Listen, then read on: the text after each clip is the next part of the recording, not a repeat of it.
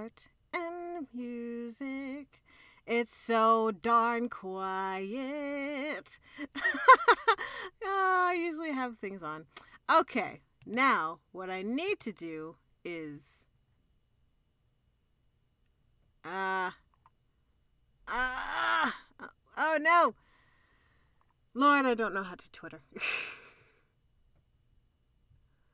I need to do this and this, and then I need to do this and channel. Alright. I should just, it would be smart to have this as a,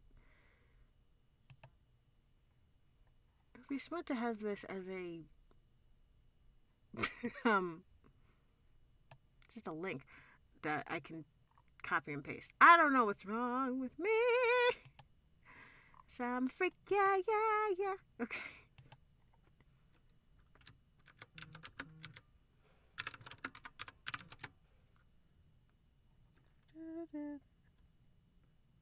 Huh. Okay. That's weird.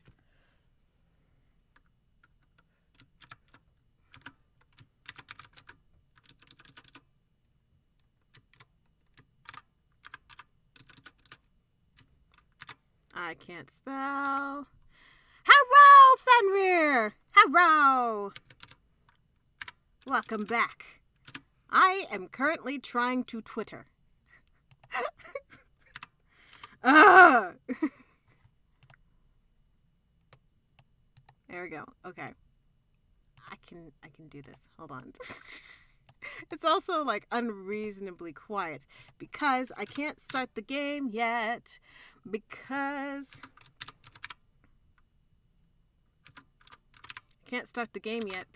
I'm on different parts of the computer and the game does not like it and it will shut down on me if I tried to run it.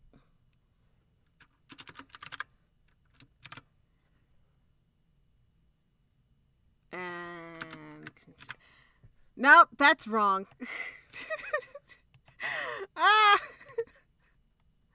I can do this. Give me a sec. You're gonna hear. And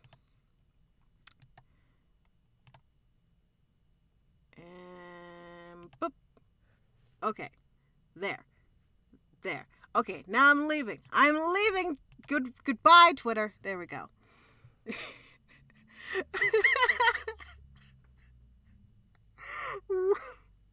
I can't unsee the WDJ. Oh gosh, I cannot unsee that. Oh, why am I blanking? Werewolf Daddy Jesus. Okay, yeah. I was like, oh no. Oh gosh.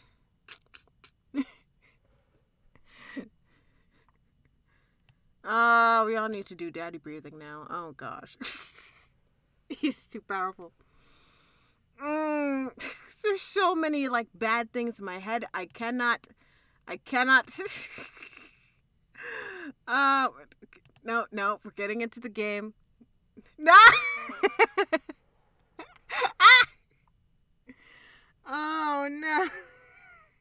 Hello, accident. Hello. Welcome back. Oh no. No! Sorry, I'm like reeling over Werewolf Daddy Jesus and I'm like, oh no, everything. It feels so wrong and yet so right. Okay. Why can't I find the game? What's wrong with me? Oh, here it is. It's because I'm silly. Alright, give me a sec. Turn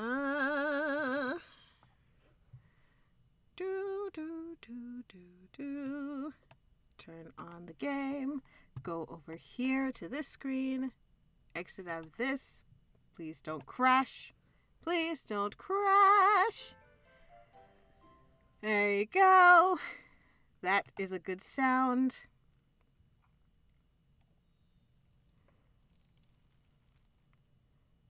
Opening. Oh gosh. Oh, no, that is it, the definition of our religion. And I you know what? I accept it. We are an accepting bunch here. I see no reason to not accept. Oh. Navigate. Give me a second. We're gonna get to the game screen in a second. Because I just figured out that I can speed. I'm gonna make the dialogue speed through until we get to the point that we left off. So, we're gonna go to the game. Hooray! It works!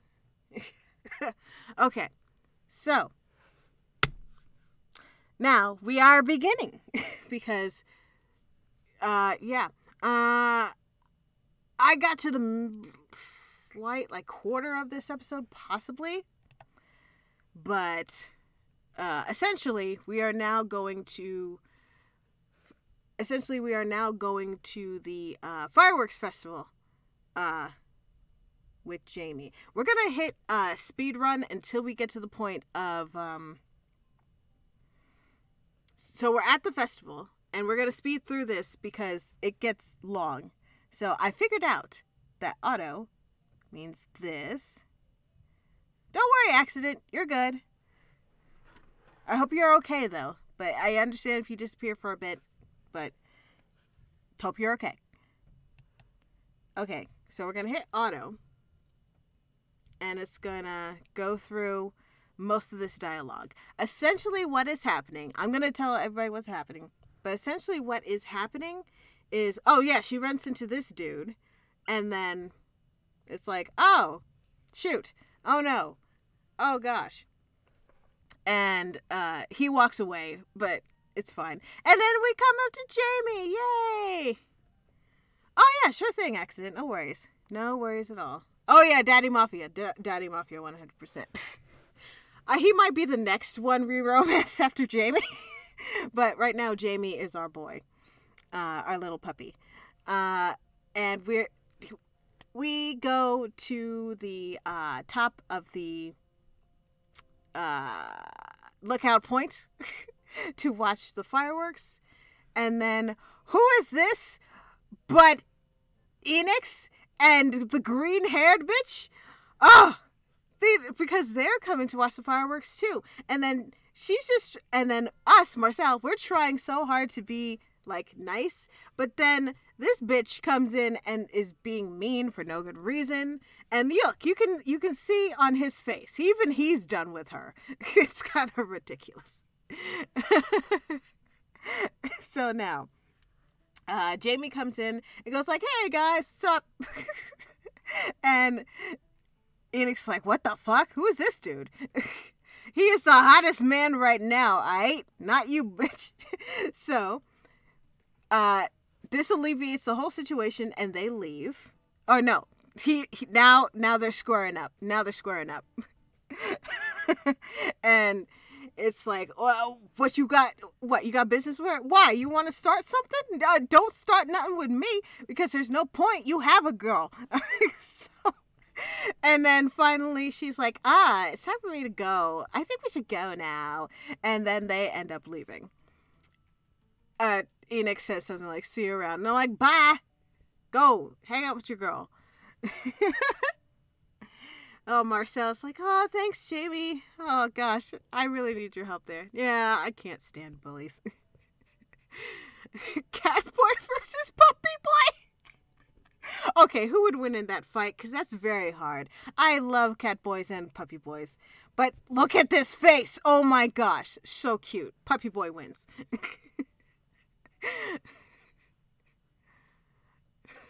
Wait a minute. I just read this, Fenrir. You're gonna run this route tonight of the Daddy Mafia. First thing you did was your payment was. First thing I did with my payment was, was buy this game. Oh, gotcha. It's good. So far, I'm liking this game. Was by. Gotcha. It's a good game and good choice. So when you run Daddy Mafia, it's like you will have insight into this when we finally get to Daddy Mafia. So by all means, you can tell me what's going on. I don't mind spoilers. Just I don't know if anybody else likes spoilers, but I'm just saying you run that route and you know stuff before me. I'm so excited. I'm so excited about it. Okay, so sorry. Back to the recap. Essentially, I appreciate it, Fenrir. Essentially, back to the recap. They are now up on the hill, sitting. All the families are. There's a bunch of families around. They're getting ready to watch the fireworks, and it's getting nice and dark. And it's like, He talks about, what do you want? What's your hopes and dreams? And he's like, I just want to live a quiet life. And I'm like, same, my dude. And then she's like, oh, really? And then he's just so happy to like be in this space with everybody just loving life. And he's talking about ambitions sometimes. And he goes a long way about like he really wants kids one day. He wants to get married someday. He just wants a simple life. Like ambitions are important, but really what he wants is a really simple life that he can just be happy with someone, which sounds so beautiful. And it is a mood. It's lovely. So, and also Marcel brings up this of like her singing and how Lumios brought her out and helped her come into herself as a singer and to like want to sing. So it's like Lumios like saved her from like a hard spot in her life, which was so beautiful. And she talks about how much she loves his music, and it's like, oh, it must sound ridiculous. And Jamie's listening patiently to this, and he's just a sweetheart for doing that. But yeah. Oh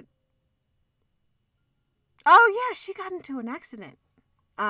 She did not disclose exactly what the accident was, but that's part of what brought her down in a depressive state, and then Lumios helped bring her out of that. Okay. Now, where are we?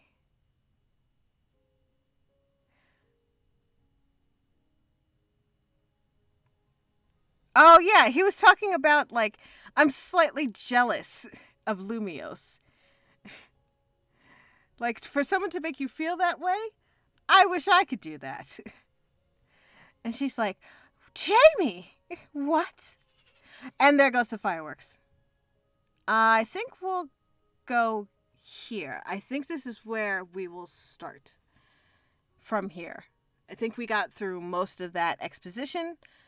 Hope that was good. Yeah, that was essentially it. It was like, I love Lumios. Lumios is like the greatest thing, and he sings songs, and I like Lumios.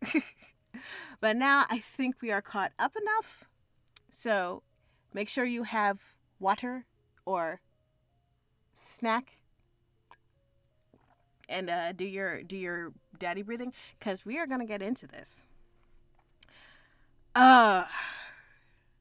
Look, the fireworks are starting.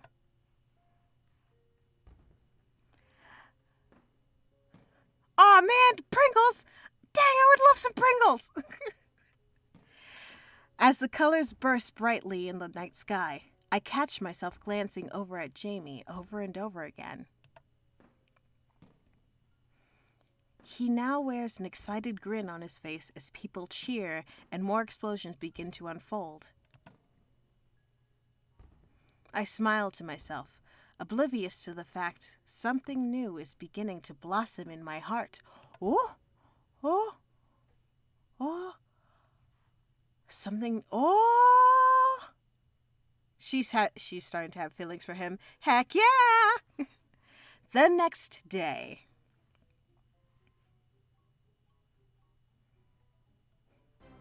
Where is it? Ugh! Where is it? Where is it? Where is it? How could I lose something that important? I frantically tear apart my bedroom as I throw clothes, pillows, and furniture everywhere. A small penguin eyes me as she eats a potato chip. Everybody's got potato chips! Dang it! I should have gotten potato chips! I have potato chips, but I feel bad eating them on stream. Master, what are you looking for anyways? My wallet! I have to pay an online bill today, and I can't find my wallet. My whole life is in that thing. Come on. Don't worry so much, Master. I'm sure it'll be just fine. Just relax. Philia, if I lose my wallet, I can't buy any more cheese or mozzarella sticks. Ever. Ever? What? In a flash, the small penguin starts digging around my room at light speed. That's a mood, though. I can't have mozzarella sticks ever. Gotta tear apart the room. Okay. Let's just calm down. Try to remember when you last had it.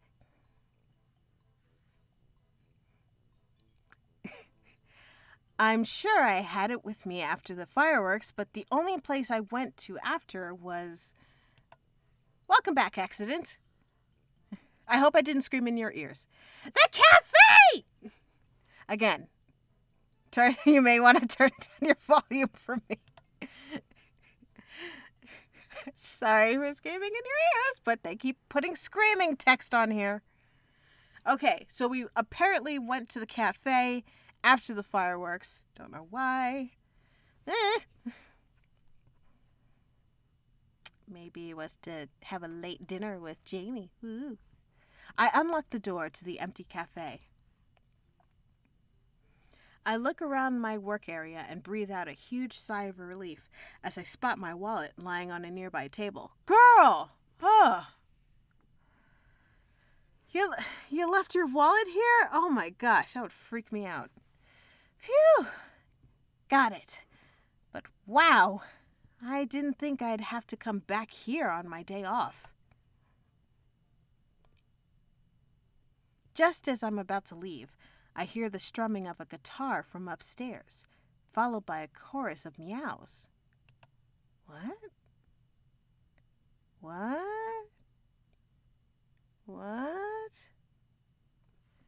Oh, forgotten your wallet? I know that feeling.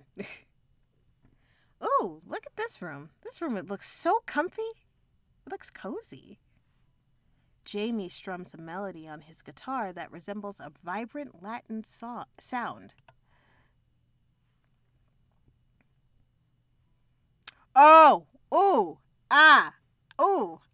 I didn't know I'd like Jamie in, like, comfy form. Ooh, comfy form Jamie is so cute. Oh, yes.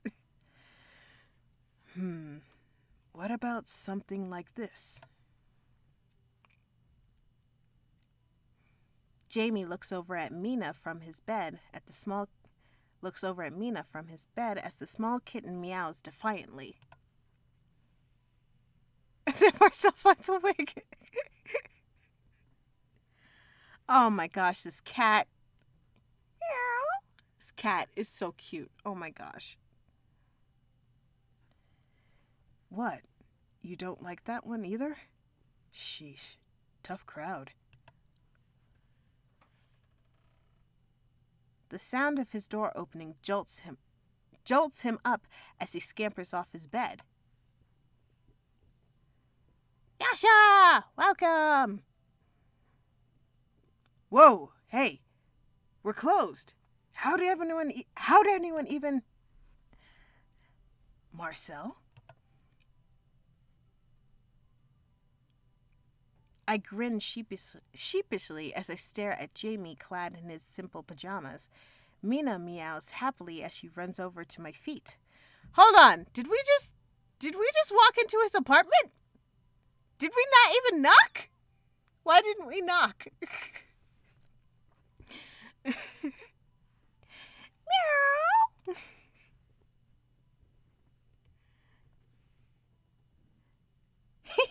Hi, Mina. Ah, sorry, Jamie. I left my wallet and came to get it, but I heard a guitar playing from upstairs and... Wait a minute. You play the guitar too? Are you a secret musical prodigy or something? What? Just walk in and claim it as yours. Now that is a power move. Oh, thank you for the follow. Carlita Burrito. That's a good name. I love that name. Carlita Burrito. What a good... Dang it. Why didn't I get potato chips before the stream? Jamie clears his throat as he puts the guitar aside and pouts defiantly. I don't know what you're talking about. I just know the basics. You still know how to play! Oh, wow. You know how to write songs, too?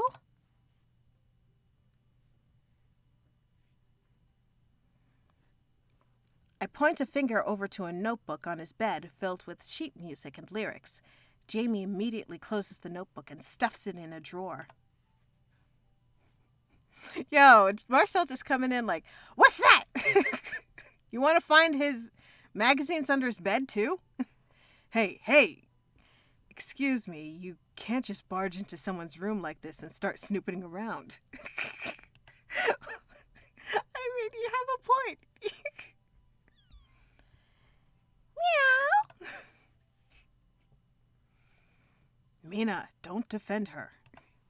I love that he talks to the cat. It's so cute. I giggle as Mina rebuts another meow at him and purrs against me.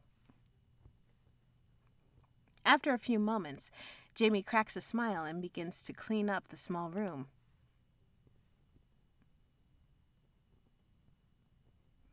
Well, come on in. It's not much, but make yourself at home.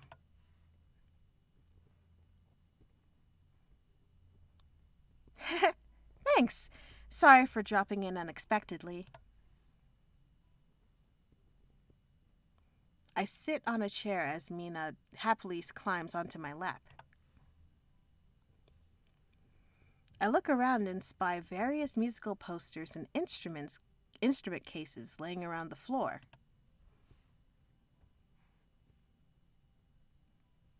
Do you really know how to play all of these? Are you actually a musician, Jamie? Jamie freezes for a second and he looks through his closet. He clears his throat and lets out a laugh. What? Dude, what do you know? Nah, just a hobbyist. I play for fun, nothing more. Are we sure? I don't know. I nod as I continue looking around his room. I spot a picture frame of an elderly couple and a young boy sitting on a piano. The young boy is beaming a familiar, bright, goofy smile, and I can't help but laugh.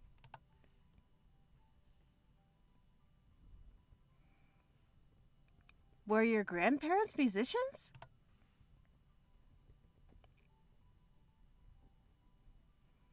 Jamie looks over to the frame and smiles tenderly. He walks over to a small bathroom connected to the room and closes the door. Yep, Grandma was a music teacher and my grandpa was, well, probably the best musical artist the world ever knew. The world never knew. Huh. The world never knew? A few moments later, he comes out of the bathroom, now wearing his usual attire. What? No, I liked Comfy Jamie. Comfy Jamie's adorable. Well, this is fine too. My grandfather was drafted into the military before he could start his career, and when he came back, well, it was too late. He had a family to look after. I swear to you, though, Gramps could make a song out of anything. Absolutely anything. Pots, pans, you name it. I can't help but smile as I hear the excitement in his voice.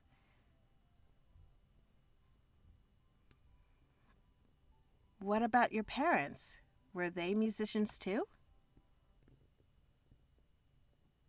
Jamie stops moving as he looks down. A sad smile plays on his face as he turns around.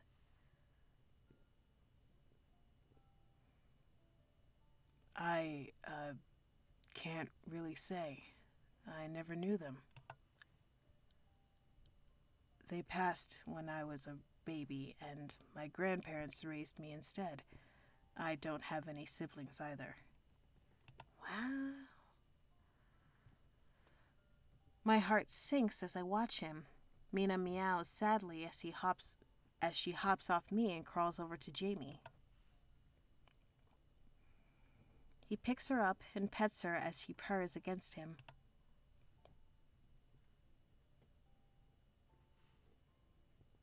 Jamie, I'm so sorry. I didn't mean... Relax. What are you apologizing for? That stuff was a lifetime ago anyways. Besides, my grandparents always gave me everything I ever needed. I never once felt lonely with them around. Are they, still...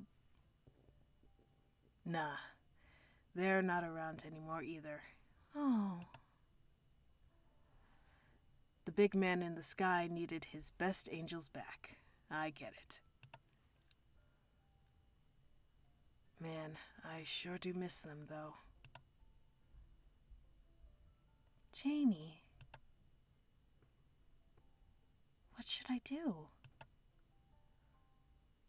Oh, I don't know. Oh no. Why did you give me the choice here? I don't know.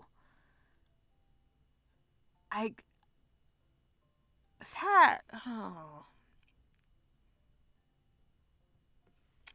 Okay. I'm scared of doing this because it's so sad. I'm scared of doing this, and I'm scared of doing this. But this isn't a reaction. This is a reaction, and I think this is what the game would want us to do.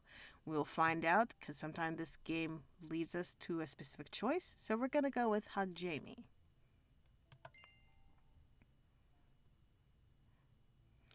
Without saying a word, I merely step up and wrap my arms around Jamie in a tight hug.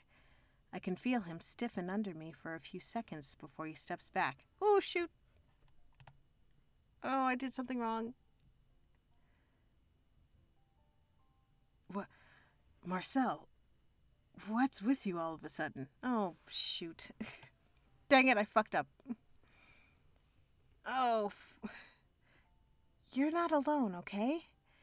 You have me and Mr. Soul and even Mina. I just wanted to say that. Jamie stares at me stunned for a few brief moments before quickly turning his head around to hide his expression. He tightly hugs me back, and we stay like that for a few moments before he mumbles into my shoulder.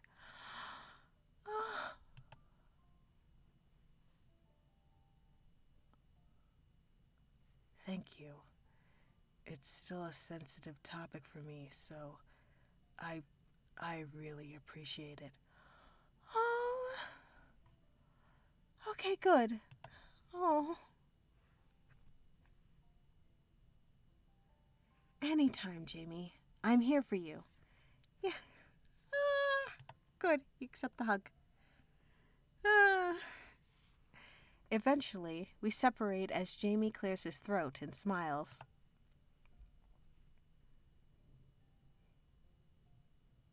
Hey, Marcel, you got any plans today?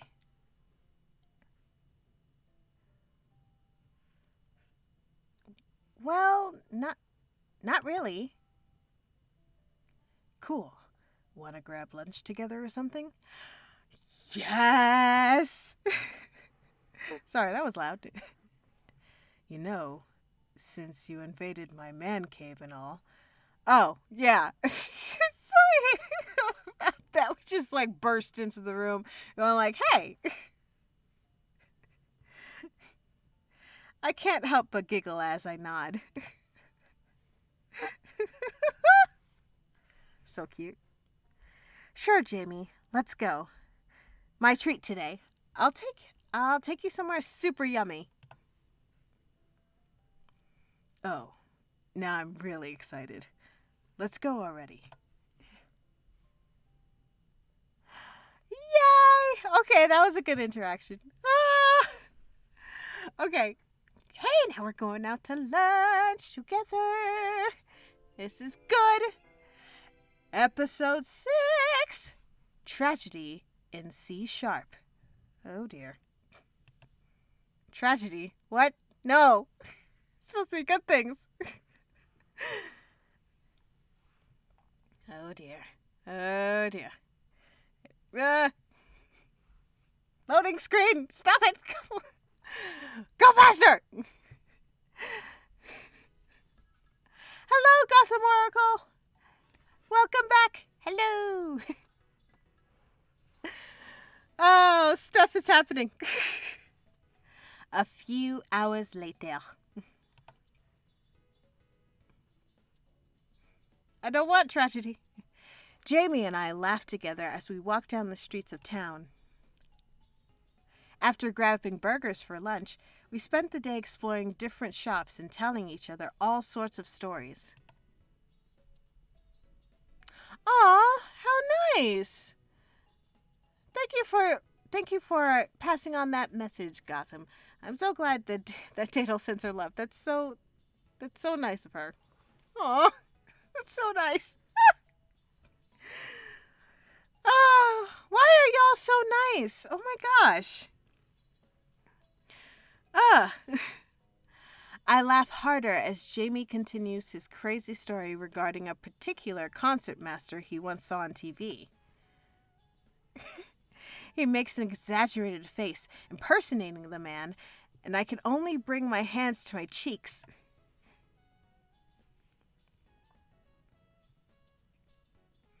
I'm telling you, the way he dressed, the way he talked to the band, even the way he conducted, he was totally a vampire.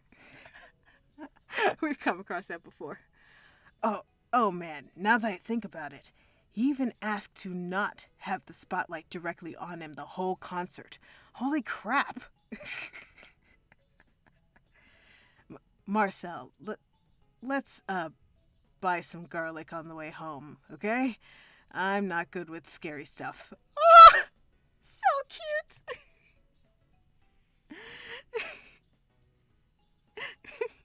Jamie, please stop. My cheeks are sore from laughing. Jamie is one of us. I emphasize words. I emphasize my point by massaging my poor sore cheeks as Jamie stops briefly only to grin mischievously at me.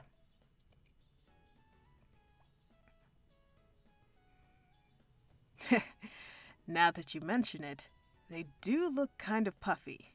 You look like that spiky fish. What's it called again? Poofy, puffy something? Jamie, don't compare me to a puffer fish, you jerk. Aw, come on. Puffer fish are cute. Of course, not as cute as cats, though. I mean, yeah, cats are very cute. Suddenly, Jamie stops and points at a nearby ice cream shop. His eyes sparkle at me like a kid at Christmas morning. Look at that face. Man, that looks so good. Marcel, you still full or can you fit in some dessert?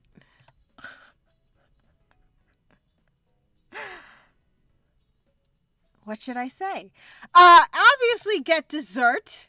We are getting dessert. I always have room for dessert. That's not even a question. Ice cream. Oh, quiet. Hi. Welcome back. Ice cream. Ice cream. Oh my gosh, the background does look like a small town in Prague. Maybe that's why it looks so cute. Oh, please. I always have room for dessert. Now that is a mood. Right there. You're a real one, Marcel. Women after my own heart.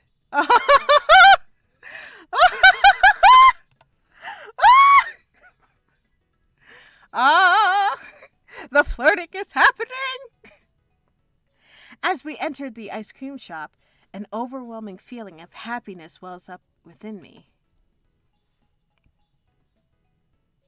I know that a pink hue has permanently settled onto my cheeks, but I'm having too much fun to care.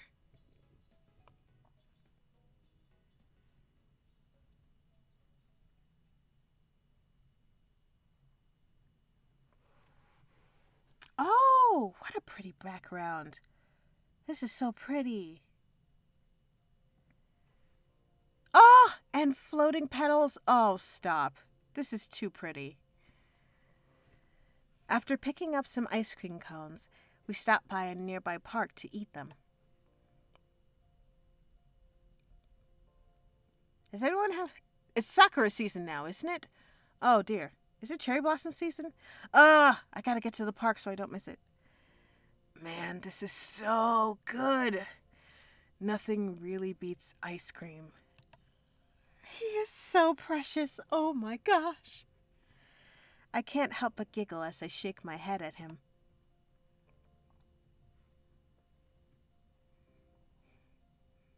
Geez, that's exactly what you said about the burgers. You know, you make it sound like you've never had this type of stuff before. Jamie flinches for a second.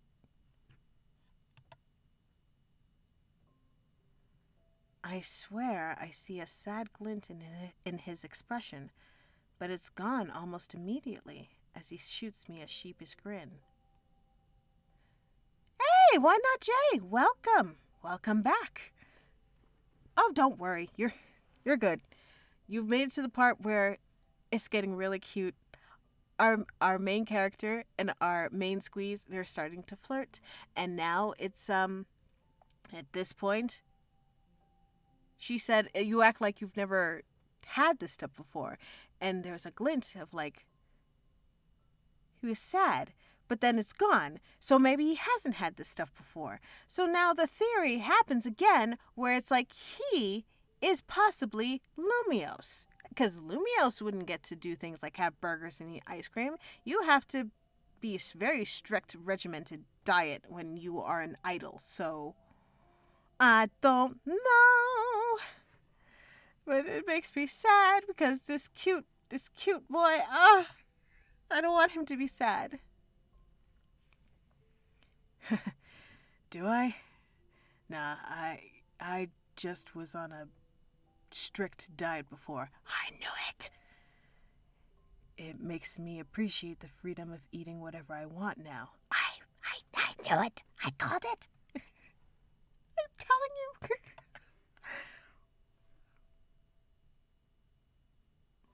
I sense a bit of hesitation in his voice, but I decide to accept his answer and concede with a nod.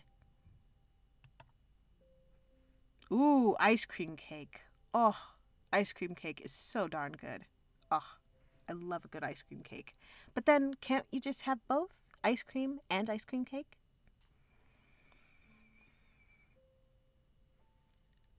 A comfortable silence settles over us as we continue eating our ice creams. We watch as the sun begins to set and casts an even glow over the town. My eyes follow all sorts of people as they pass us by. A warm smile plays on my face.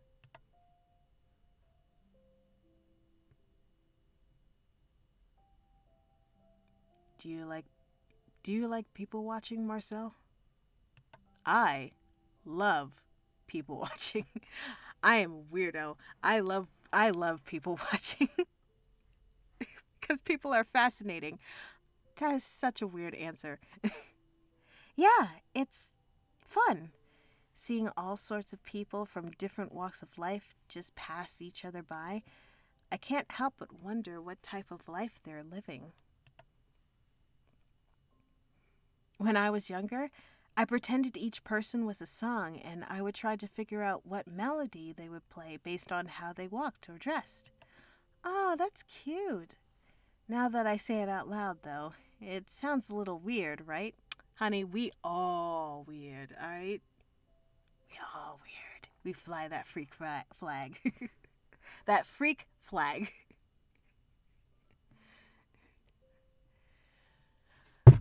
Yasha! First of all, that's called voyeurism.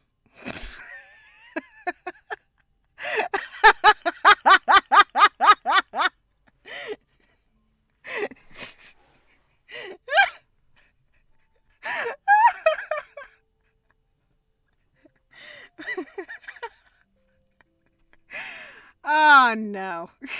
No, we're having a sweet moment here, damn it.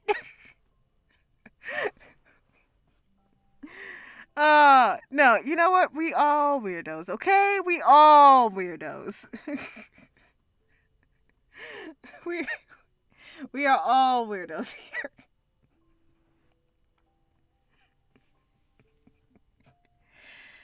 Oh gosh. Yep, there. See that flag? There goes that flag. It's the freak flag. Jeez. And Jamie's so sweet. He says, not weird at all. If anything, that sounds just like you. Oh, what sounds just like me? Well, even with difficult customers back at the cafe, you always seem to see people in such a positive light. Ah. You trust others really easily, too, and you almost always go out of your way to help people. Honestly, I really admire that about you. Oh, sweet. I can feel heat rise to my face as I stare at Jamie's earnest smile. Oh my gosh. I quickly scoop a giant spoonful of ice cream into my mouth and look away. It's like, no, don't look at me. I am embarrassed. What? Shush, that's true.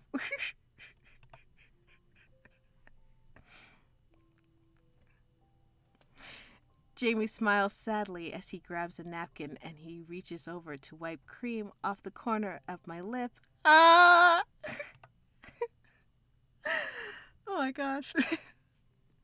Can you tell I love stories? Trust me, I'm the furthest thing from that. Oh. I stare at him as he wipes the ice cream off my lip. I furrow my brows when I swear I see an inexplicable sadness glaze over his eyes once again.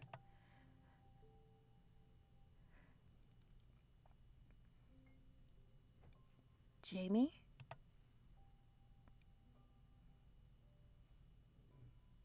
as if upon hearing his name, he snaps out of his trance and looks back at me with a smile. He ruffles my hair as he stands up and stretches.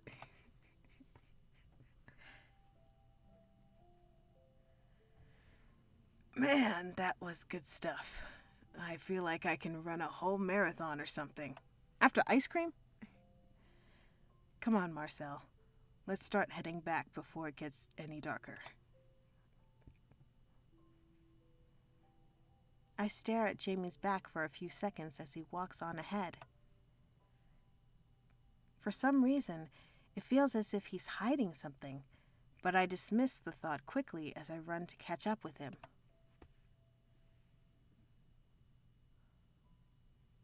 We all know what he's hiding. We all know what he's hiding. We all know what he's hiding. And now I want ice cream.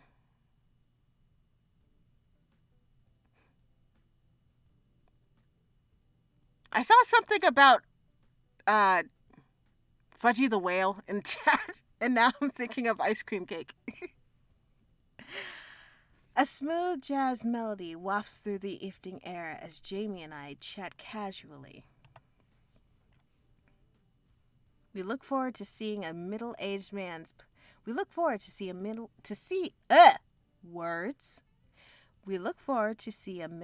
man playing a saxophone on the street. He has a small case open in front of him with a few coins and bills thrown in. Most townspeople merely spare him a glance as they walk by, but a few stop to listen.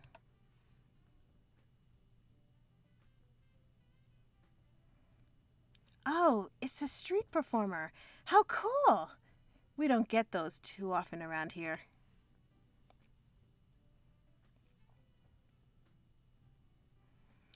I look up at Jamie to see him with a pensive look on his face, as if he were quietly judging something. The quiet judgment. That guy's good, but the performance is definitely missing something. Hey, Marcel, stand here, okay? I'll be right back. What? What? What are you doing? What are you... Hey, Jamie, where are you going? I opened my mouth to protest more, but Jamie's already sprinting off around the corner. What? I look back to the street performer and I smile as I walk into the small group of onlookers. I think his playing is wonderful. I wish I had the courage to do something like that. But you can have it, Marcel. I rock a bit in my spot as I watch him play his song. A few others join me, but most people pass us by. After he finishes, I open my wallet to collect all of my single bills and gently place them in his open case. The man shoots me a grateful smile, and I acknowledge him with a nod. Yo, what if Jamie comes back and he's about to sing? He takes a deep breath and begins to play another song. Just as he's getting started, I spot a breathless Jamie appear from behind with a guitar and a chord. Jamie grins at the performer. What?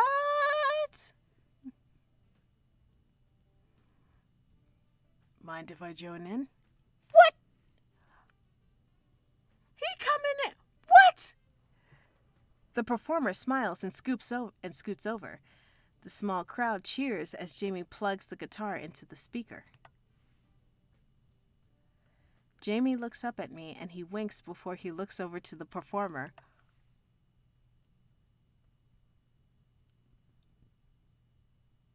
Ready? 1, 2, 3. The townspeople begin to cheer as... Where did these lights come from? We are in the street. Where did these club lights come from? They were obviously close to the cafe. They must have been close to the cafe. That's how he got his guitar so fast. But I like how this is what he does. He grabs his guitar and go like, I'm going to sing now. You said that you knew basics. Why are you all of a sudden like coming in like, hey, guess what? I'm a sing now. I mean, I love that energy. I love that energy from you, but wow. Dude, that's some amazing courage. That's awesome. The townspeople begin to cheer as Jamie and the performer begin playing. The two instruments melt into a dazzling harmony that has everyone smiling ear to ear. More and more people stop to listen and drop various bills and coins into the open case.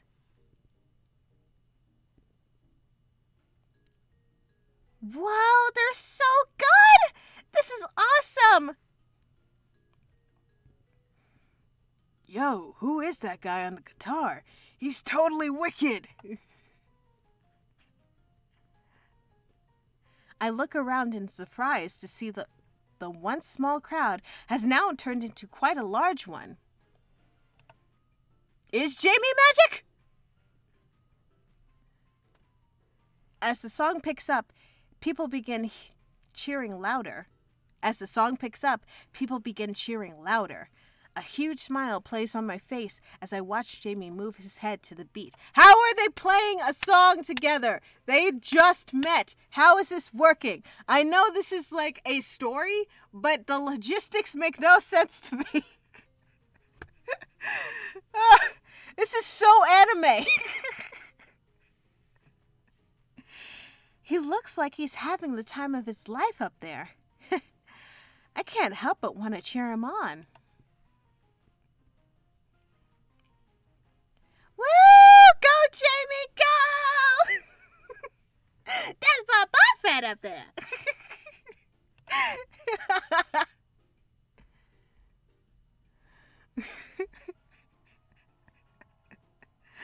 As the song comes to a close, a giant wave of cheering and applause breaks out. With romance, anything is possible. This is true. And this is indeed anime logic. Everything you're saying is correct. WJG has WDJ. I can't say letters. WDJ. Let's this again. Lots of people begin. How did I read that? Lots of people begin to drop bills into the case, and some are even bold enough to approach and ask for pictures with the performers. However, I notice Jamie declines all requests for photos. Really? Sounds like you're trying to hide something. Soon after, Jamie and the performers shake hands and I make my way up to them.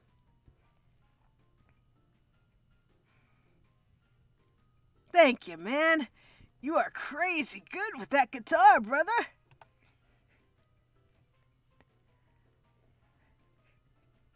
You're pretty awesome yourself with that sax. The way you handled the last chord was beast. Was beast? The way you handled the last chord was beast. Okay. The way you handled that last chord was beast, dude. I'm saying that from now on. That was beast. That was beast. As they chat, a man in a well-dressed suit approaches them. Hmm? Oh my. Who this? Good evening, gentlemen. I'm a talent agent working for Gretsuki Records. That performance was quite something. Who are you? What are you doing here? He hands them 2 business cards and explains more about the popular music label he works for. Dude looks like a freaking FBI agent, I'll be honest. My mouth drops as he shakes the performer's hand and then motions to Jamie. Men in Black indeed. I gotta say, you really got quite a talent there, kid. Ever think about... Save it, buddy. I'm not interested. Not in the least. Huh. Dang. He shut that down. Without even so much as another word, Jamie stalks off with a deep scowl on his face. The agent shrugs and turns back to continue talking to the other performer. Been there, done that, got the t-shirt. Anime prog. I chase after Jamie and reach out to grab his arm. Oh yes, Jamie, don't be mad. Jamie, what are you doing? That guy from a music label. That guy was from a music label. You could have been scouted. Jamie turns to look at me and I gulp. A jaded expression I've never seen before is clear on his face. Like I said, I'm not interested. Those labels are all the same. They just use people like tools. They don't give a damn about music, just money. I play my music my way or no way. I'm not anyone's puppet on a string. Oh. Jamie.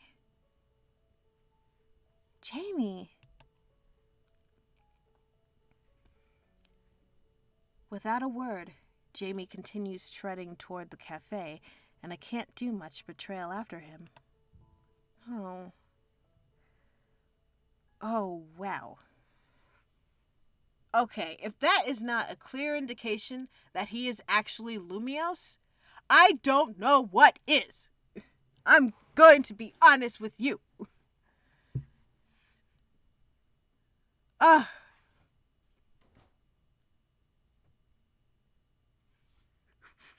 sorry, Gotham. Citing artistic differences, the band broke up in May and in June reformed without me. And they got a different name. Oh, gosh.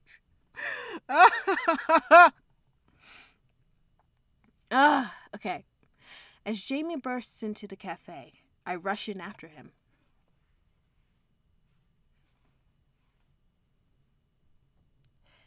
Jamie, wait. Please, Suddenly, I crash face first into his back as he stops abruptly. I rub my nose and shoot him a scowl of my own.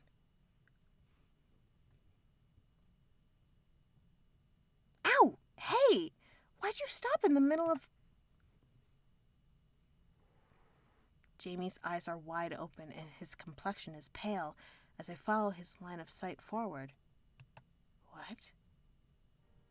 My heart sinks in my chest as I follow his gaze and spot a hunched over Mr. Soul on the floor. The owner slowly turns around to meet us. His eyes are red as tears roll down his face and his complexion is pale.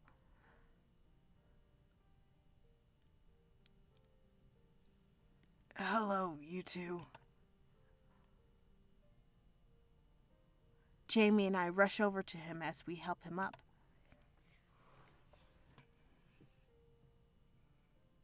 Mr. Soul, are you okay? What happened? Jamie grabs a chair and we sit him down slowly.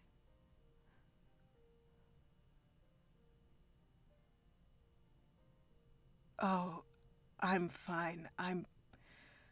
But my wife isn't.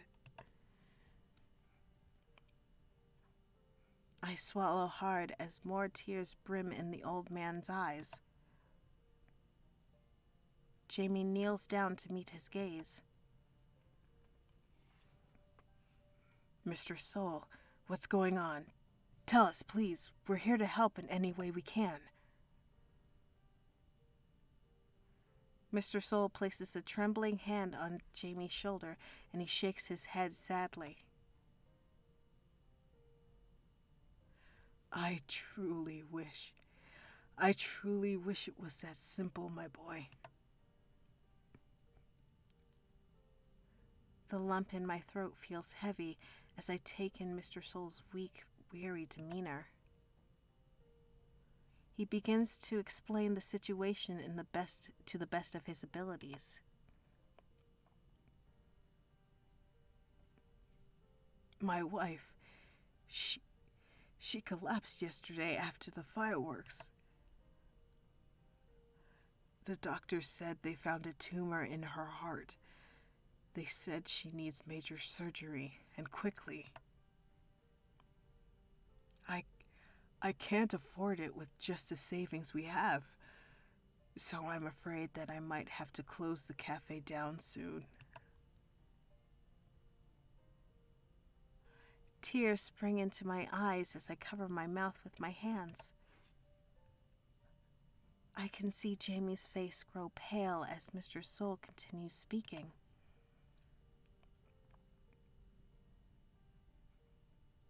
It's not my choice. It's not a choice I'm willing to make, but I fear it might be my only choice. I'm far too old for any companies to be willing to loan us the money we need. This cafe means the world to both of us, and even if we do close, I might not have enough for her surgery, but at least it will get me closer to the amount. Mr. Soul looks up at Jamie. He shakes his head as more tears threaten to fall. But I can't lose her, son. I can't. She's the light of my life. I can't lose her. Not yet.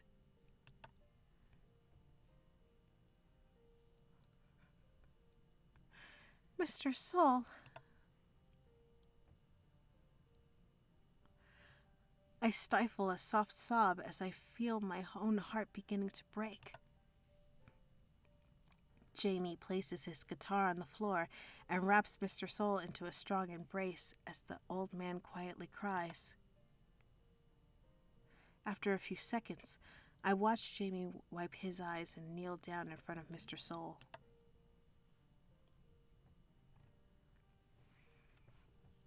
Mr. Soul, I'll help you. I'll do whatever it takes to get the money she needs. It's the least I can do to pay you back for everything you've done for me. I rush over and throw my hands around Mr. Soul as I nod violently. Hot tears are spilling from my eyes.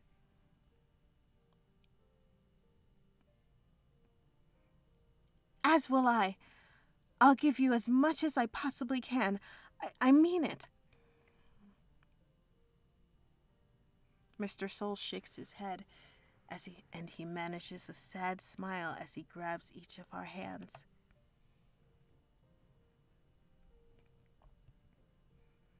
Thank you, both of you, but I can't bear to burden either of you like that. It's simply too much money. You're both so young and have your whole lives ahead of you. I cannot accept putting that responsibility on your shoulders. Oh. Jamie's voice cracks as he shakes his head and stands up. He's got the money, doesn't he? Then let us run the shop until you come back. Go and be with your wife. I don't care what I need to do to keep the shop open. I'll do it. But please, don't make the same mistake I did. What mistake? When I lost my grandfather, I wasn't there. I was working overseas. I wasn't there next to him when he needed me the most, and it's easily the biggest regret in my life. Oh, dang it, this is heavy. Mr. Soul looks up at Jamie with widened eyes, and I immediately stand beside him in support.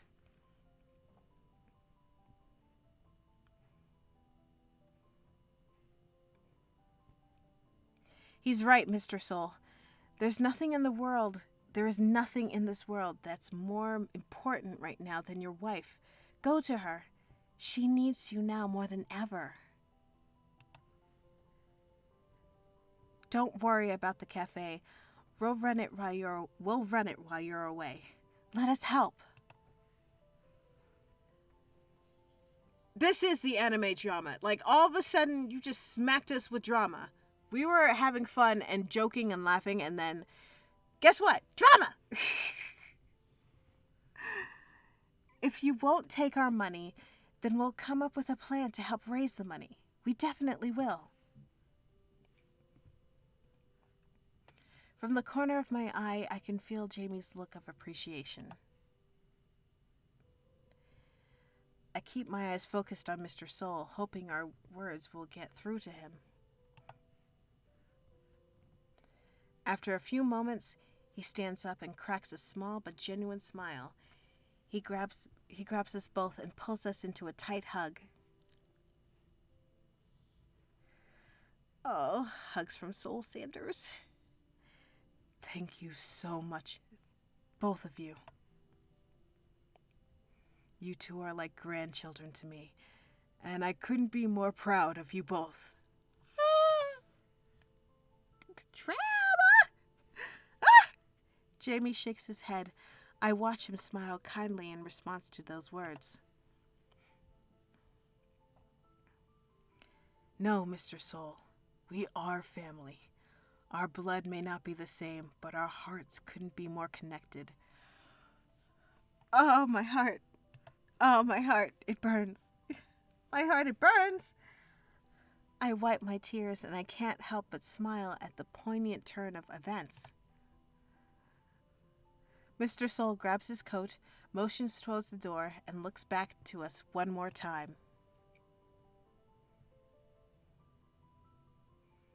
Thank you, from the bottom of this old man's heart. Well then, I'll entrust my precious cafe to you both for the time being. Take good care of her for me, all right?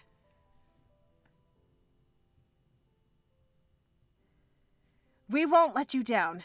Leave it to us. Jamie and I exchange a smile. Mr. Soul nods. We watch as he opens the door and leaves. As soon as he's gone, Jamie collapses down on a chair and his tears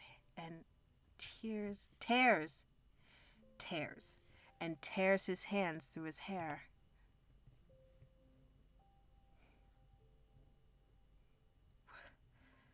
What the hell am I going to do? I walk over to Jamie and pull on his sleeve, motioning for him to look up at me.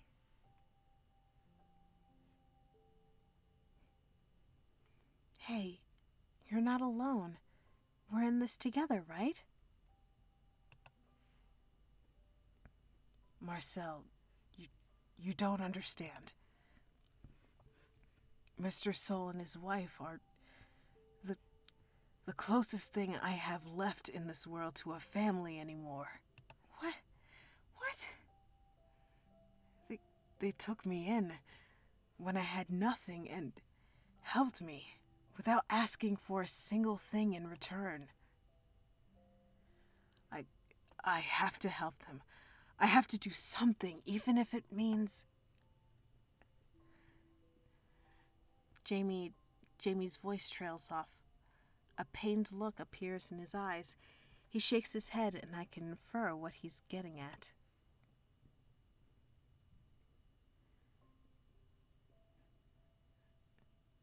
Hey, listen to me. We're not doing anything rash. It won't help the situation if one of us gets into more trouble. We'll think of something. I know we will. This is where the franchise starts. Okay. We'll treat this cafe... Wait, Fenrir, what? Like your niece Wendy's? Like your niece Wendy's? Okay, so this is where the franchise really happens, and we actually do start serving the chicken at Soul Sanders, and that's what brings all the people in. That's how we make money. Easy. Let's do it. Save Sanders Hot Boy Cafe. Let's go. We do this. Ah! You're not alone, Jamie. Not anymore. Jamie looks up at me, and I try my best to sound confident, but even I notice my voice is shaking. He slowly stands up and walks closer to me, his eyes boring into my own. I can feel a tear fall from my eye and watch as he raises his hand to gently wipe it away.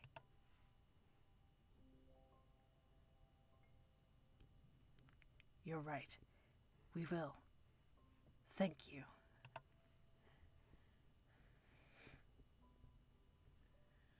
Oh, it got all fuzzy. Everything's so fuzzy.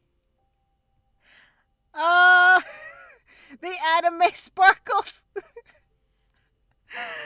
I can feel my heart pound in my chest as he looks into my eyes. His fingers trail down my cheek as his thumb slowly runs over my lips.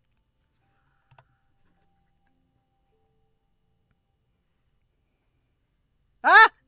Ah! Not alone, huh?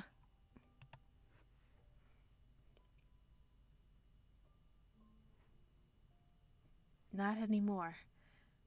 I said it before, didn't I? I mean it.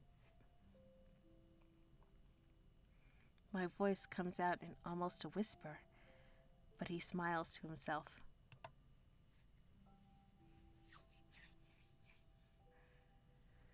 Some hero I turned out to be. Ah! I knew it! Sorry, that was loud. Okay, going back to when she and him were talking in the fireworks, right? They were talking during the fireworks, and she was like, "Yeah, Lumiose is my hero, right?" So he fucking I knew it. Okay. Ah! I am so sorry to headphone users. Oh my gosh. I'm sorry. I'm calm. I'm calm now. I'm going to move the microphone away from my face. Anyway. I'm so sorry. Sorry about that. I'm really sorry.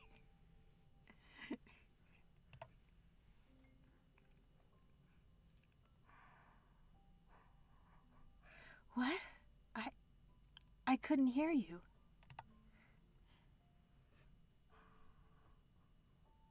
Instead of answering me, my eyes widen as he begins to lean into me.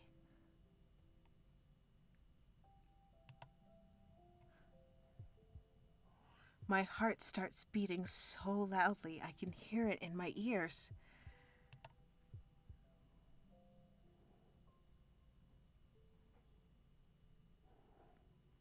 As he leans closer and closer, I begin to close my eyes. I feel his hands come to rest on my waist as I place my hands gently on his chest. I can feel his heart going as fast as mine through the fabric of his shirt. Just as our lips are a mere breath apart, a small meow is heard.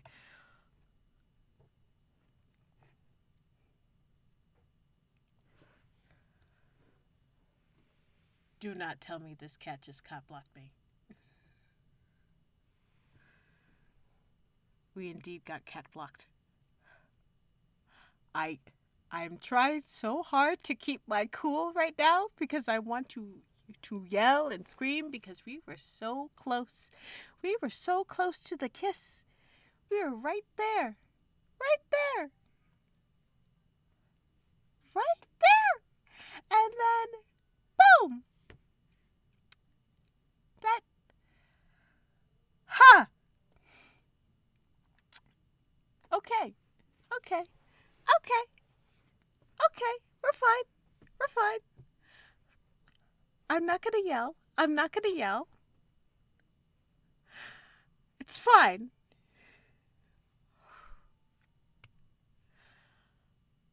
Our eyes snap open as we look at each other and then back towards the piano. Yes, Mina? Yes, dear? What do you need?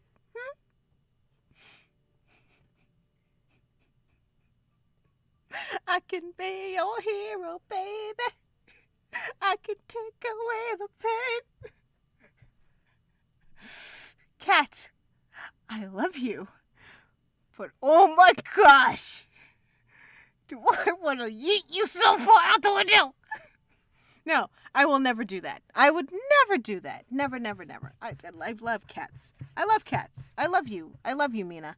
I love you. Oh, werewolf daddy Jesus, give me strength. Mina sits on top of the keyboard, eyeing us curiously as she swishes her tail from side to side.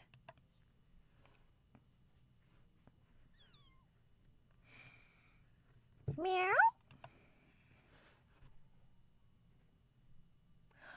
Almost as if snapped back into reality. Oh, there goes gravity. Jamie jumps off me, and I clear my throat as we avert each other's gaze. You know, that's what typically happens in anime. I'm gonna make some coffee. You want some? Yeah, that emote is exactly right. Exactly. Yeah, sounds great.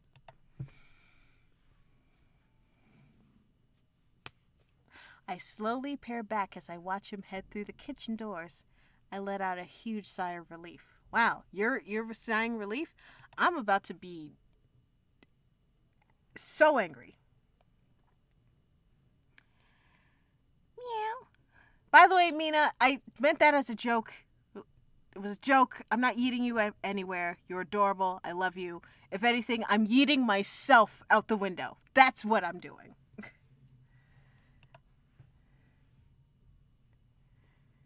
I stare back at Mina as I approach her, my heart still pounding. I pet her head as she purrs against my fingers.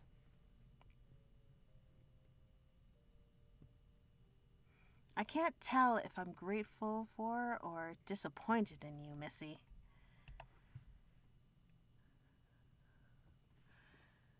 Pardon me, I'm going to put my mic so far away from me. Headphone users, be awares. Ah!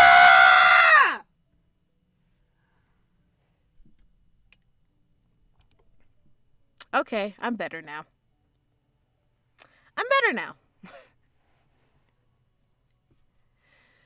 We're not eating Mina. I'm going to put her softly onto a plushie, and I'm going to yeet myself out the window. I lay in my bed as my thoughts drift to Jamie.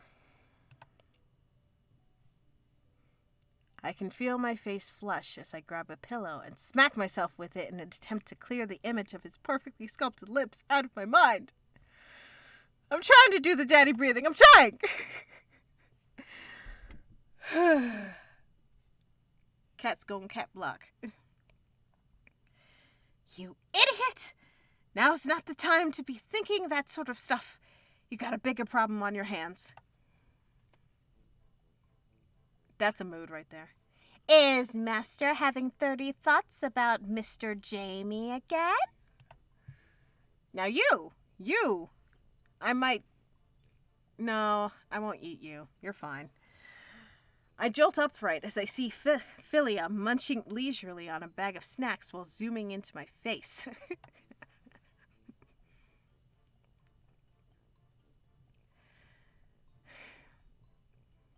I wasn't thinking about anyone! Enough with the accusations, okay?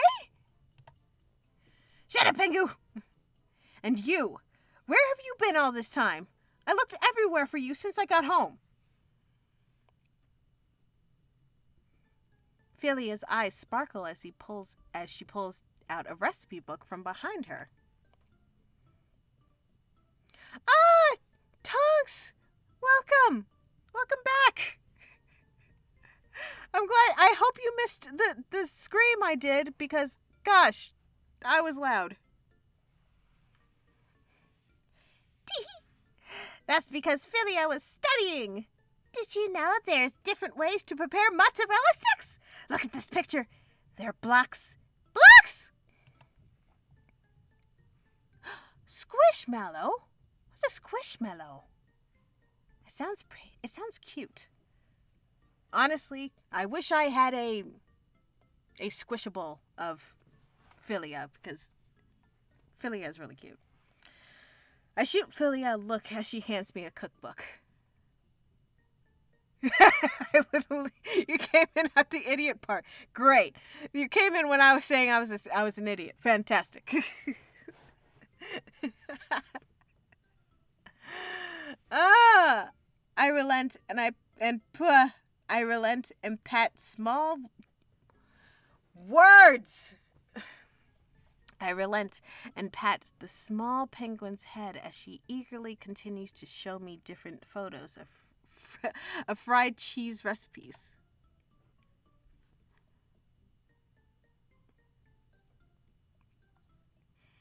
You really like cheese, huh, Philia?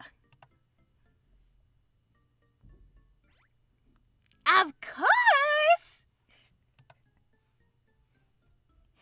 I like cheese. Cheese and master singing are Philia's favorite things in the whole world. That's adorable. Philia doesn't have any money because she's a penguin. But if she did, she'd definitely spend it on those two things. I raise my head. I look over at Philia slowly with widening eyes.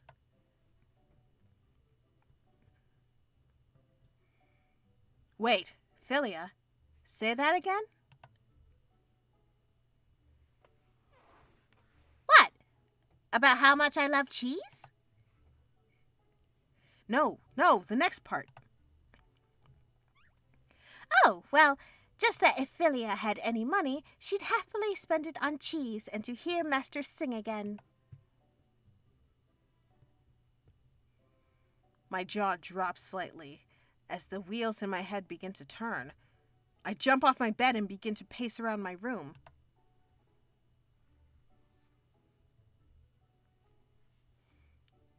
Two things people universally love and are willing to spend money on: food and music.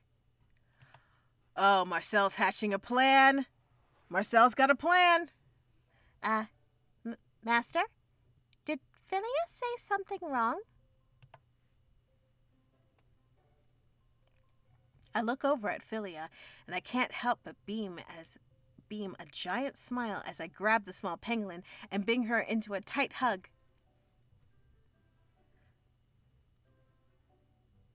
Philia, you're a genius! I am? I mean, of course I am! I am!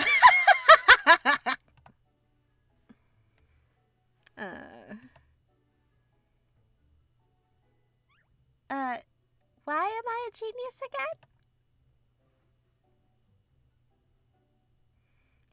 again? Don't worry about it. But thank you, Philia. I place the small, confused penguin down as I rummage through my bag for my phone. Philia gazes up at me and she smiles, flapping her flippers.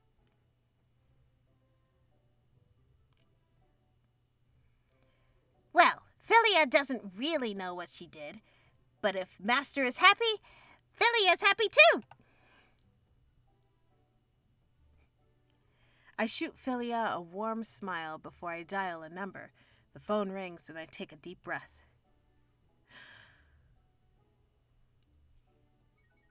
Come on, pick up.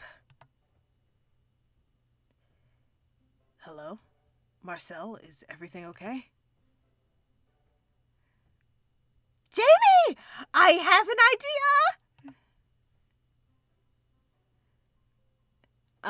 Yeah. Oh my my gosh. Woo! Episode 7. So now we have plans. There's a plan happening. All right. A festival of lights. So here's my thing. Is she going to ask Jamie to sing? Or is she going to try to sing herself? We know she has decantophobia. But, right? It sounds like Hanukkah. Hanukkah is a festival of lights. And I would totally be... can I pay things in Hot Boys? I would love to pay things in Hot... No. I would love to be paid in Hot Boys. No. What? Who said that? I didn't say that. Everyone, there's a plan of brewing. And when is that kiss gonna happen? Damn it. I wish I had my Squishable. Damn it. The next morning. There's a lot of episodes. I don't know when it's gonna stop, to be honest. Wait, real quick, we're gonna go to Navigate, actually. We're on the beginning of the new Unlocked episode, so I'm just gonna check Navigate to see how many episodes we have.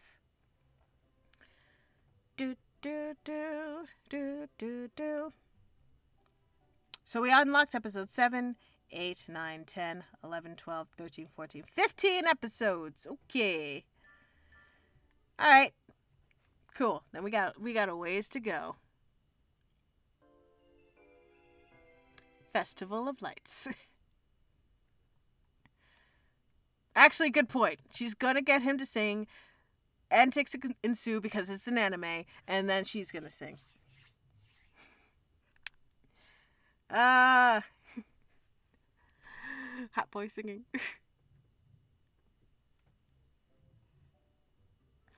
The next morning.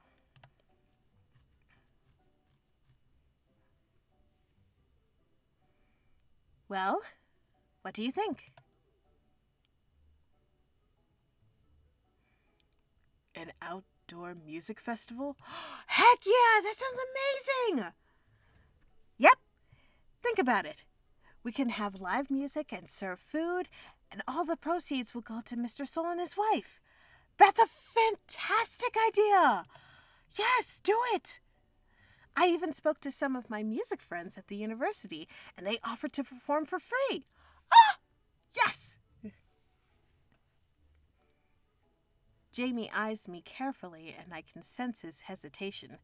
He furrows his brow as he looks around the small shop.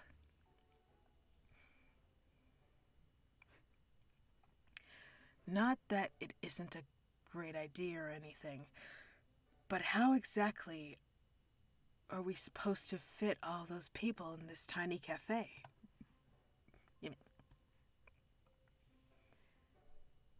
Well, the cafe is actually only part of it.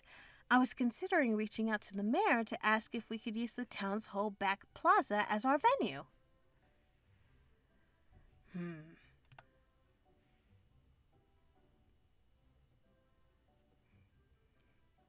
Jamie doesn't say anything.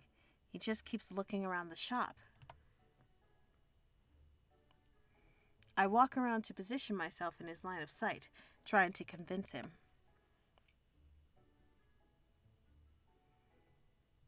Come on, Jamie. You know all those people the other day with the street performer? You saw all those people the other day with the street performer. I'm sure we could raise enough money if we put all this together nicely. This girl really does go big.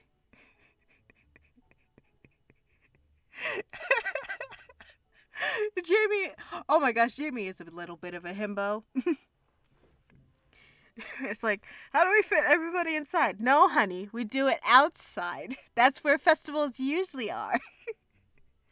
It's just, this sounds like a really big project, and we don't have a lot of time or resources to pull it off properly. That's my main concern. Oh, Jamie was talking. My bad, I used Marcel voice. I touch Jamie's shoulder gently, and he finally looks into my eyes.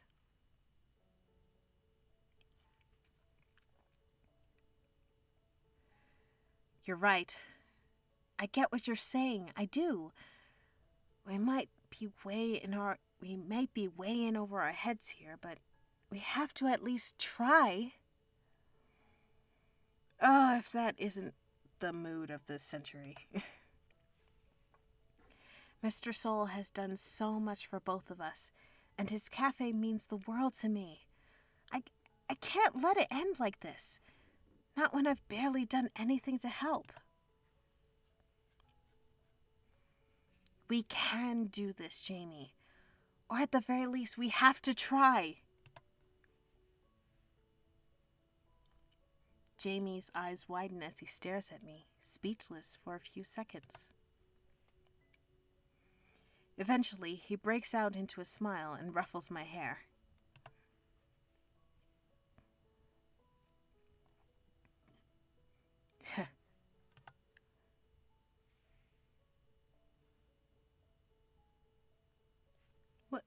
What is it? You know, you're oddly motivating. And you're completely right. We can't throw in the towel when we've hardly stepped into the ring. All right, I'm down. Let's see what we can do. Hell yeah! Jamie and I high five as we nod enthusiastically at each other. Yes! We pull out a notebook and spend the rest of the day planning and delegating tasks.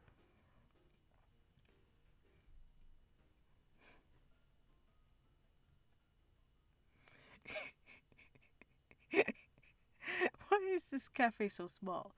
What is this? Cafe for ants?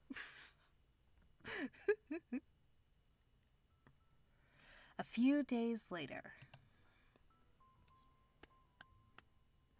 After countless hours of planning and outlining this event, we smile at each other. Jamie hangs up the phone and adds another check mark beside the shop's name in our notebook. Did I read that right? I don't know. Words. All right. The bakery said they'd help us out and cater for the event. Whoa! Turns out a lot more people in the town love Mr. Soul than just us. Of course they love Soul Sanders. Who doesn't love Soul Sanders? I open an email from the mail and grin, showing Jamie my phone.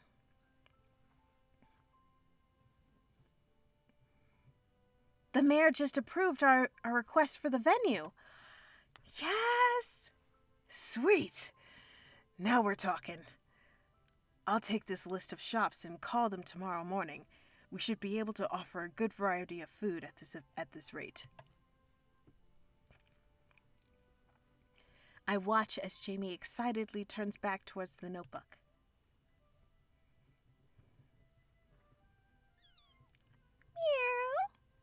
Meow.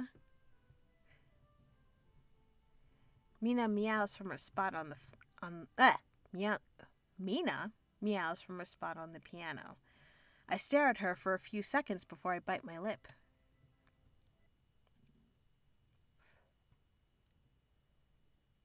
Jamie, wait. Oh yeah, we just gave Mina a bow tie. It was adorable.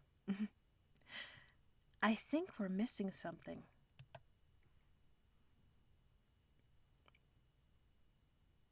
What do you mean? I stand up and walk towards the piano as I reach out to touch one of the keys. Mina comes over to me and purrs as I smile down at her.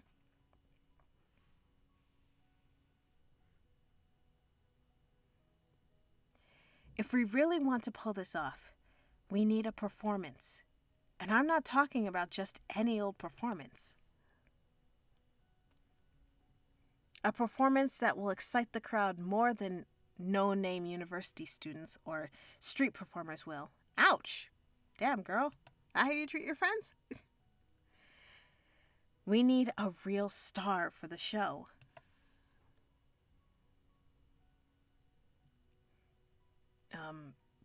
That might be a little hard to come by at this point. What about you? Yes, you, Jamie. You, Lumios. Jamie. Lumios. Jamie! Jamie's eyes widen as attention... Jamie's eyes widen as his attention whips to me. I can see an unknown emotion wash over his eyes as he stares at me. Moments later, he shakes his head and looks down.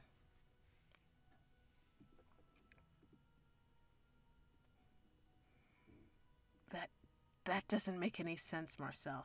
I'm no star. I'm just an average nobody. You are not. We know you're not an average nobody. We know that. But you're extremely talented. Far more talented than anyone I know in this town, I bet. Your music has the power to move people, Jamie. I'm sure of that. Ha! Jamie O's. No. What? No! Jamie O's, why? Please. Please, Jamie O's, please. My voice grows quiet as the flat and stern response. Oh, shoot. Jamie gives me a look that shows he's not budging on this one. It's not confirmed, but I swear... There was a point where he said... Sorry, Tonks, I'm going back a second. There was a point when they were about to kiss, and then he said... Like, there was a point before where Marcel says that Lumios was her hero, right? Helped bring her out of darkness, out of depression. And then later on, when they're like in the shop together, and they're like they're about to kiss, he looks at her and says, under his breath, "Some hero I turned out to be," or something like that. Not a very good hero, something like that. So that is the telltale sign of, yes, he is Lumios. That's what I'm sure of. That's what we're all sure of.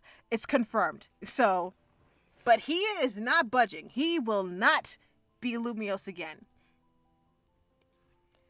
Like, that's what I would say is confirmed. He hasn't come out and said it yet, but we all are thinking it, and we all know it. And I'm freaking out because of it. But, okay. And come back. Jerry can never go to Marcel's place, ever.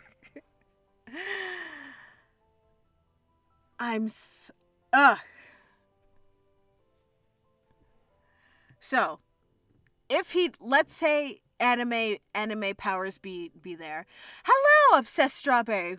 Welcome back. Hello. Or welcome back to hello. So let's say the powers that be in an anime, right? If he does go up there and like actually sing, I feel like there's a point where she's gonna realize, oh, this is totally Lumios. I feel like there's a point. So it's like we have an indication of that he is Lumios, but she doesn't know. Nobody else knows. So that's what I'm thinking.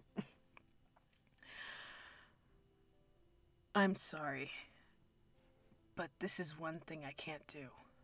I'm not getting up on stage. I think you, of all people, can understand where I'm coming from. Oh gosh, dude. Oh no. Realizing I won't be able to budge the iron resolution in his tone, I look down timidly.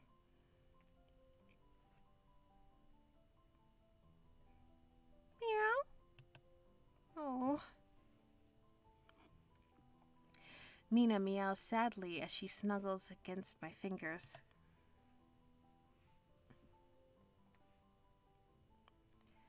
No, of course. You're right. I'm sorry I asked.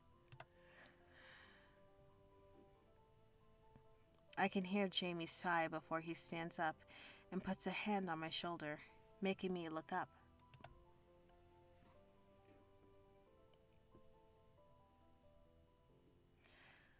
I'm sorry that I can't help with this part, but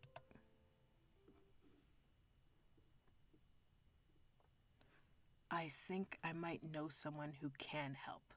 Who? Who do you know, Jamie? What? Okay. Okay. Why are we getting hit with so much... Oh, by the way, Obsessed Strawberry, you missed the emotional damage from before. All the tragedy. And it's good because now we're at the point where it's like, hey, we're happy now.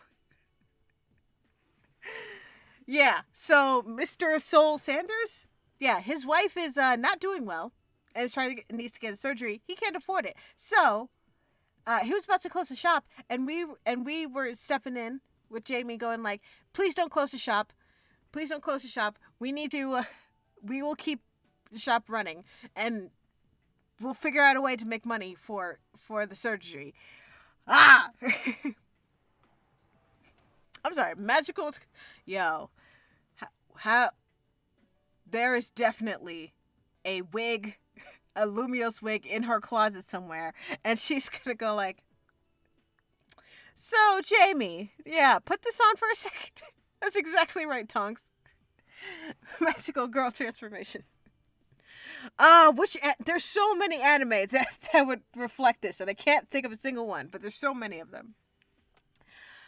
A few weeks fly by, and before I know it, it's finally the night of our musical festival.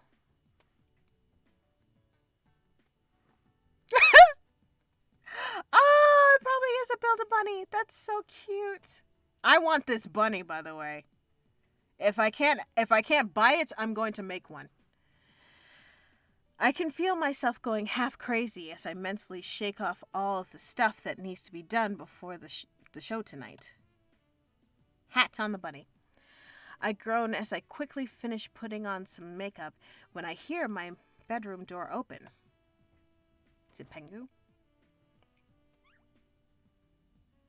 Oh, duh, Sailor Moon. Of course. Of course. That's like the go-to. What's wrong with me? Master, the croquettes are going to burn if you leave them in the oven any longer. Master? What? What's up?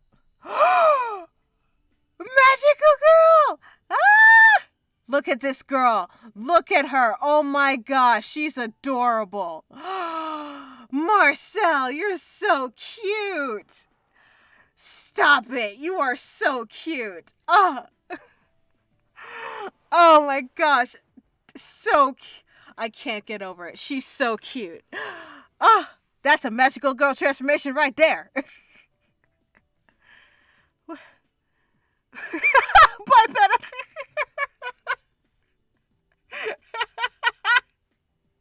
Oh, true. Even if I'm sitting here like Ace, like, damn, girl, you look so good. You look so good.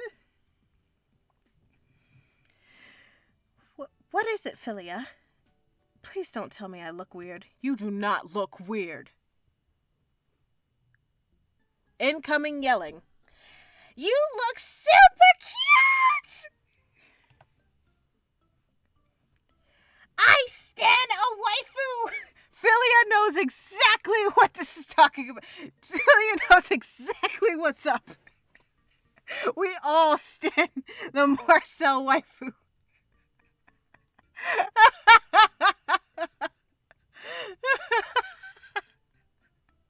Yes, Yasha, you walked into... We're all simping over our main character. We all stand... Philia is us. Like, she's so cute. Oh my gosh. Oh. Oh. I can't help but smile as I watch my little penguin run around the room in excitement.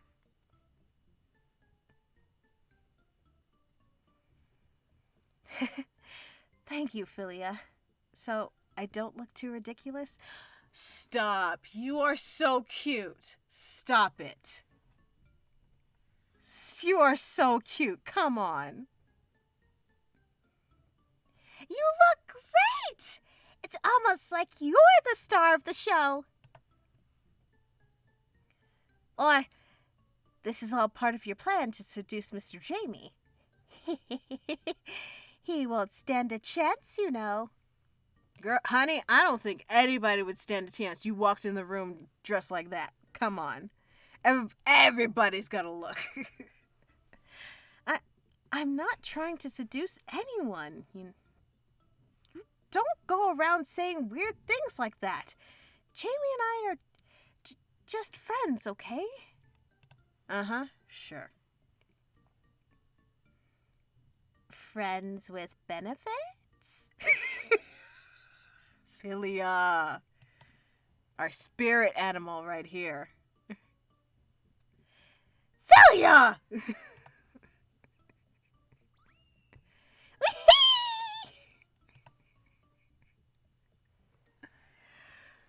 I shake my head as a permanent blush settles on my face. Oh, and she's adorable. She's so cute. Oh my gosh. I rush to finish getting ready and leave for the venue. Oh my gosh. I freaking love these types of games. Oh, this is so good. Foreshadowing? Indeed. I grab a clipboard as I quickly run throughout the busy venue. I watch as many of the town shop owners are setting up small tables with various foods and drinks. I turn a corner and enter a giant tent that's been set up in the middle of the venue. Whoa! This is huge for a small town. My jaw drops as I spot a popular up-and-coming pop star performing a mic check with a professional crew on a big stage. Whoa.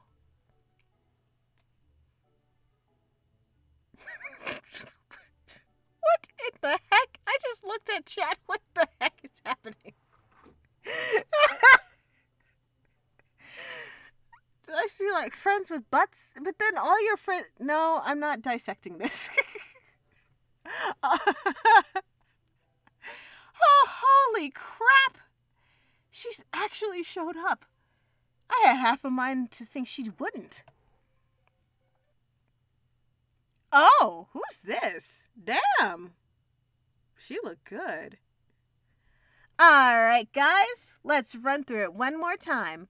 1, 2, 3, go! I can only watch in secret as the beautiful idol in front of me practices her dance and song routine. Hello, nurse! My eyes sparkle as I take in all the lights shining down on her as she elegantly moves across the stage.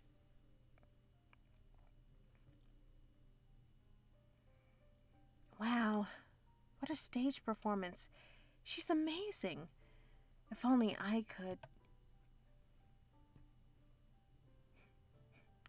I can feel my heart beating faster and faster in my chest. For some reason, I fail to notice my own feet walking on their own, leading me towards the stage. Girl, get up there and sing! Okay, why? Yeah, that's true. Everybody is pretty in this game. So really, we're just simping around everybody. Simping around everybody. Because everybody's pretty. Oh, gosh. If only I could just... Girl, get up there and sing. Please. Please. As she sings lyrics I'm familiar with, my mouth begins to open.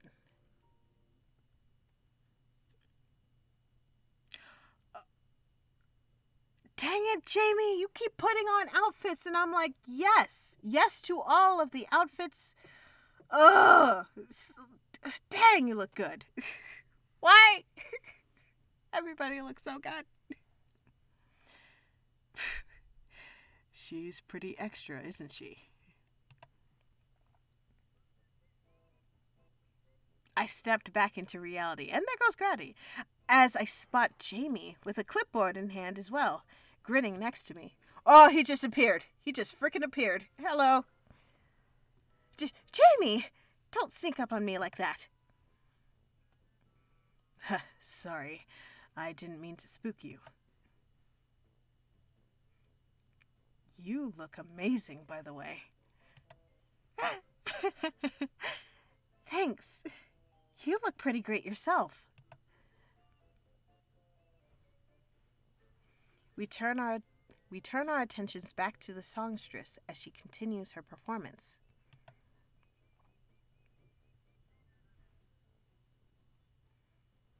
Okay, here's the thing with me. I just want to dress up people. I want to put people in more outfits. That's my thing. I'm the odd one who needs you to put on more outfits. I want to dress people because I like the way people dress. This is a very ace answer, but yes, I like the way people dress.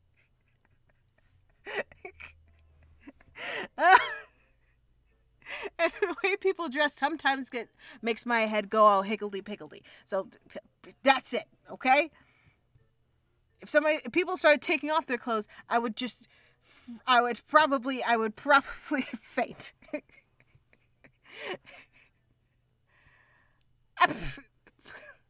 Oh, honey. Of course I know LARP. Of course I know LARP. Of course I know the live action role play. Believe me, I know it. That's all I'm saying to it. Oh, okay. Moving on.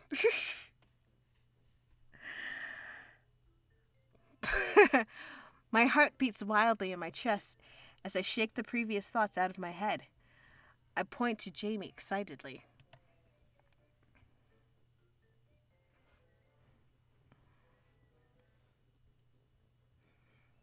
Jamie, I can't believe that's actually the Esmeralda? Esmeralda. I'm so close to saying Esmeralda, but Esmeralda. I can't believe that's actually the Esmeralda herself.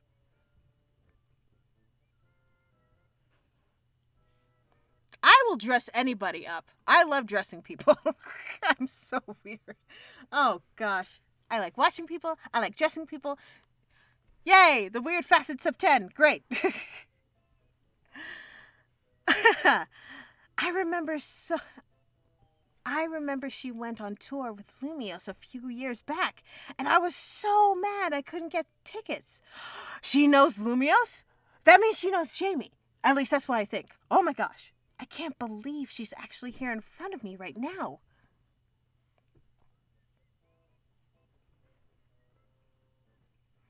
Seriously, are you ever going to tell me how the heck you managed to get someone that famous to show up to our little show? So you did this!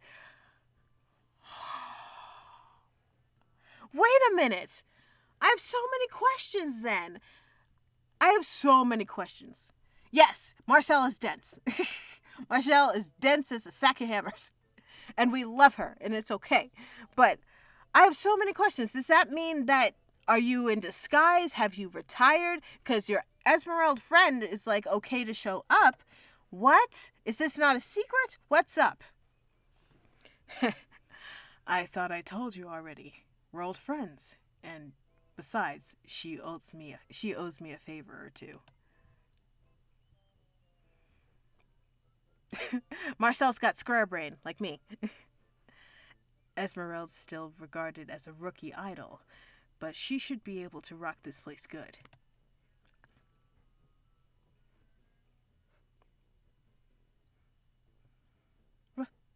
Rookie? But I heard her last concert sold out in 30 minutes. Listen, I will dress anyone, all right? I will dress anyone. That is my thing. I'm just saying. Anyway, Jamie lets out a laugh as he shoots me a wry smile.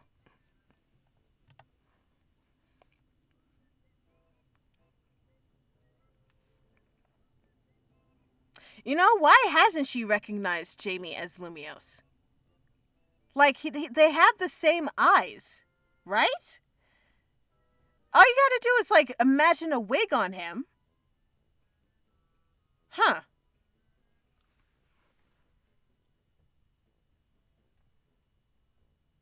Exactly my point.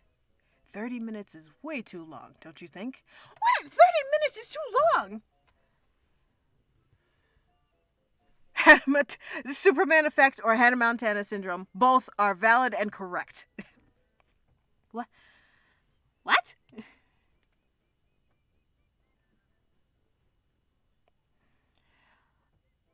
All right. I think she's wrapping up. Let's go say hi. Play it cool, okay? What? Wait, what?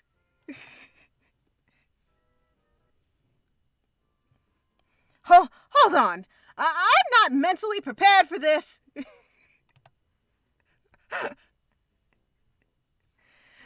Played cool. Proceeds to freak out. Sure thing. My jaw drops as Jamie starts clapping loudly, grabbing everyone in the room's attention. Oh, Jamie, why? I can only follow him as Esmeralda's performance comes to an end, and she looks over toward us.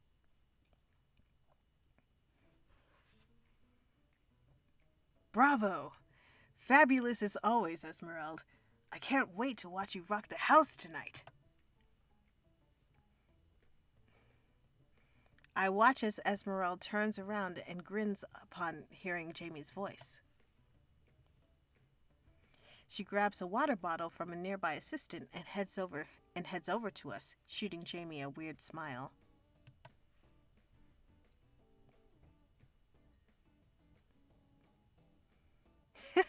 Why, thank you, Jamie. She knows. She knows. She knows about Jamie. She knows. She absolutely knows.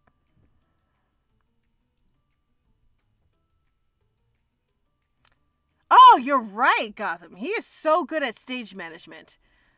Like, him and Marcel both are really good at stage management. Like, if he wanted to pursue a career as stage manager, that would be great.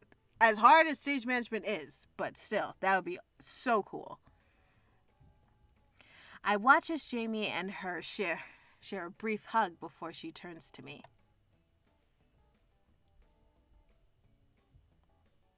Look at her eyes. Her eyes are so pretty. Are you? And you are? Marcel, I presume?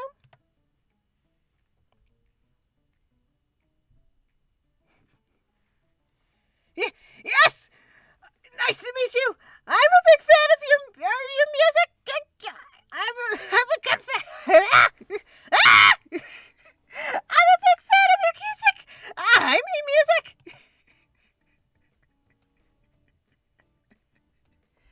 Esmeralda blinks at me before Jamie facepalms in embarrassment. Oh gosh! Marcel!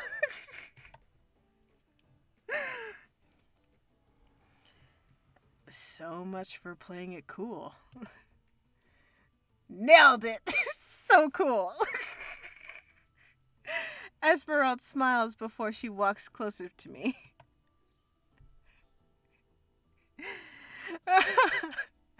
She examines me up and down as she circles around me. I can only gulp as I attempt to straighten up. Finally! She reaches her hand out to me with a grin. Nice to meet you, Marcel. I'm honored to be able to work with you towards such a noble cause.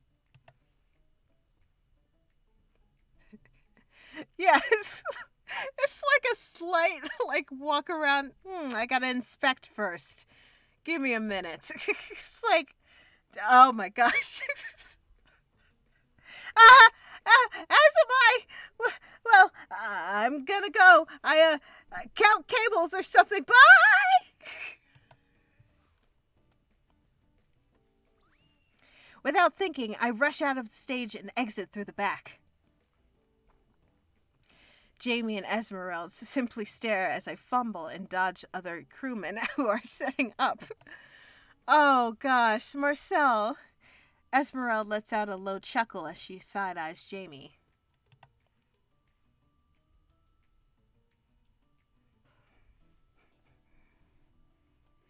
She's quite the fangirl, huh? Reminds me of a super excited puppy I used to have. Still, there's something endearing about her. She seems like a good person. Yeah. She can be like that sometimes. Sorry about that. Esmeralda turns to Jamie with a knowing look as she crosses her arms.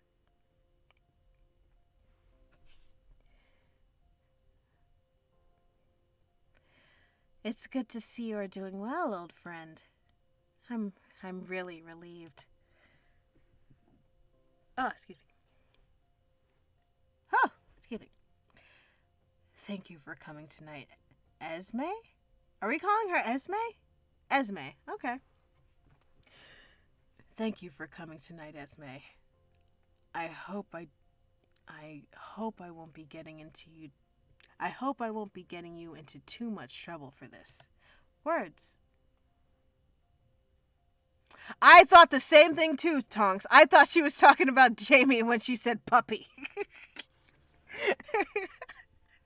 I thought the exact same thing. They're so pretty. Don't sweat it. If anyone raises any questions, I'll write it off as a charity event. I owe you that much, don't I? Oh no, the auto! Ah! The auto is on! No! Gosh damn it. Fuck. What is with me accidentally clicking things? Welcome back, accident. I just accidentally clicked auto and then I missed 2 lines of dialogue. Great. It's okay. No, don't worry about being gone. It's okay. We're all good. Just as he begins to walk off, Esmeralda calls out towards his retreating figure.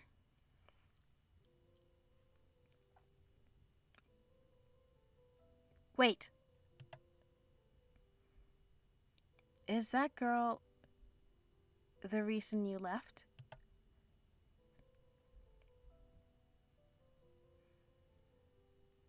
That causes Jamie to stop. Sadly, there's no way to back up on dialogue for this game. He slowly chuckles as he turns his head, a sad smile playing at his lips.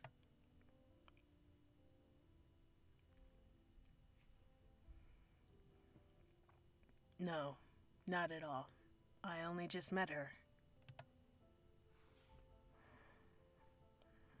Esmeralda stares at him intensely before she sighs and drops her usual bravado. It's not the same without you, you know. Everyone knows it. Everyone feels it. Will you ever consider coming back? Jamie turns around slowly as he takes in a deep breath.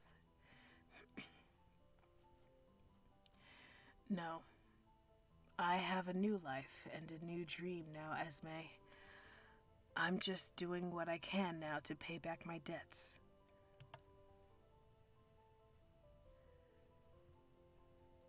I see.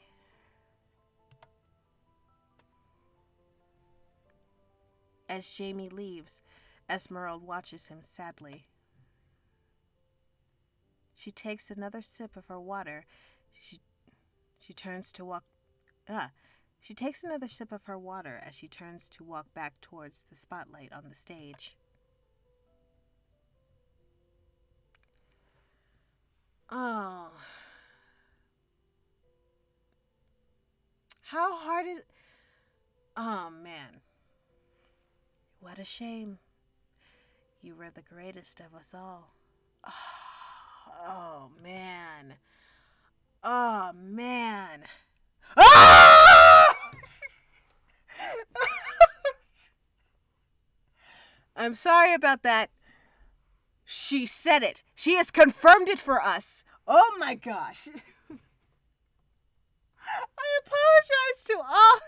I apologize to everyone with headphones. I'm sorry, but Esmeralda has confirmed it for us. Jamie is Lumiose. We knew it all along. And Marcel is such a square brain, she doesn't notice. Oh. I'm sorry, Tonks. I'm so sorry. I'm so sorry. I didn't mean to scream. I'm so sorry. Oh, gosh.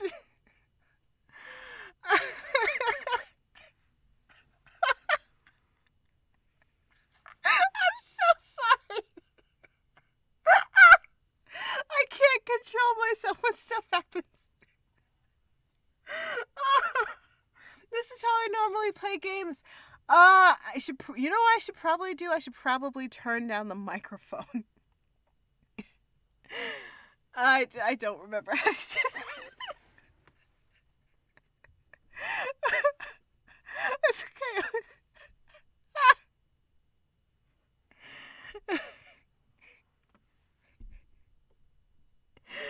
Oh gosh, I'm so sorry.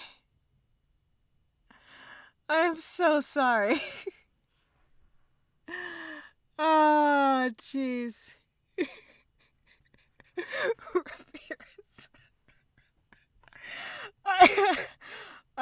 Okay. I'm gonna Rapiers forever.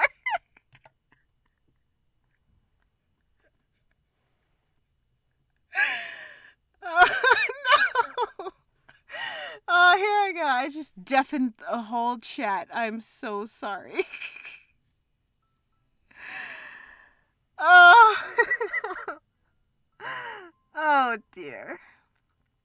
Okay, give me a second, actually. I am going to turn down my microphone because I really don't want to bust anyone's eardrums. Hold on. Give me a sec.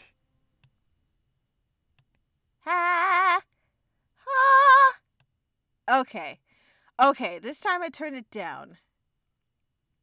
My eyes twinkle as I peek out between the curtains of the big backstage area. Okay.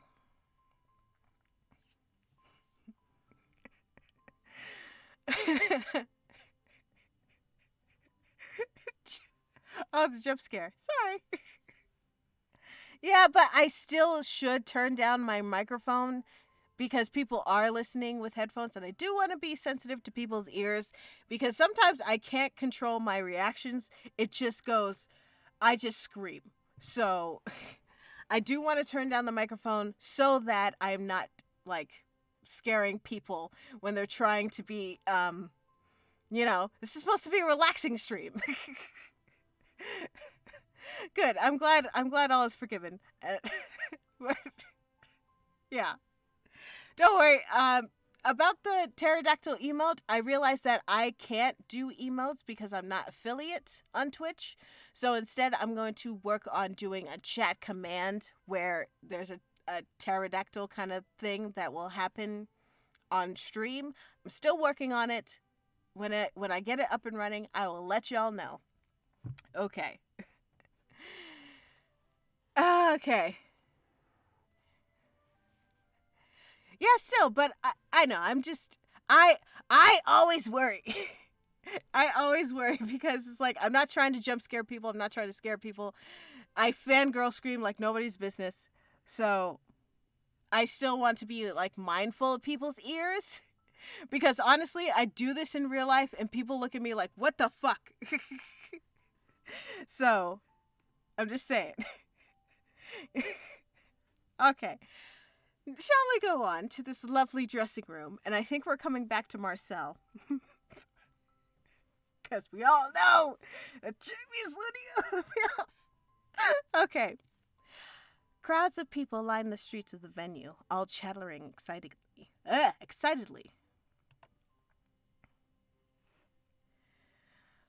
From my view, I can see the various vendors are faring well. I'm going to be honest, I don't know what BTTV is. I'll be perfectly honest. I'm new at a lot of these things, so forgive me for not knowing. Lines are beginning to form at each stall as the shop owners serve their food and drinks, putting the money into small donation boxes.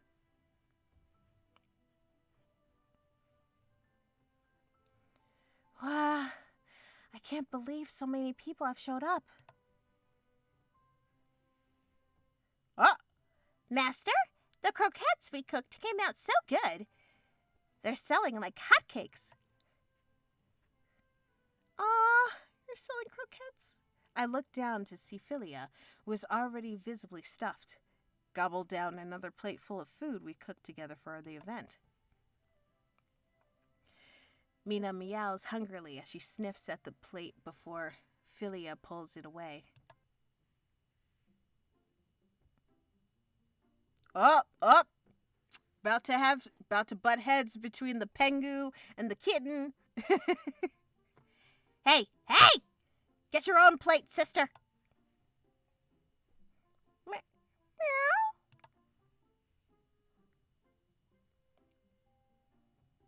I laugh as I shake my head and grab an appropriate snack for Mina. Mina meows, satisfied as Philia narrows her eyes. I grab a croquette of my own and take a big bite. Croquettes. Hello, welcome back, Obsessed Strawberry. They are so good. I was so worried about the shrimp filling, but I was worried about the shrimp filling being a bit over the top, but the recipe came out great.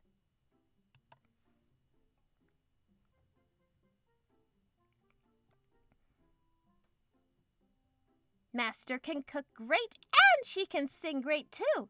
Philia thinks Master's going to make a great wife one day. Ugh, stop. Wait. Meow. Oh, stop it, you two.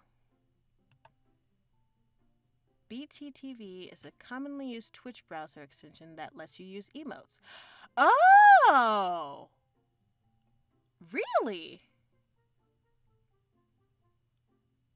Oh!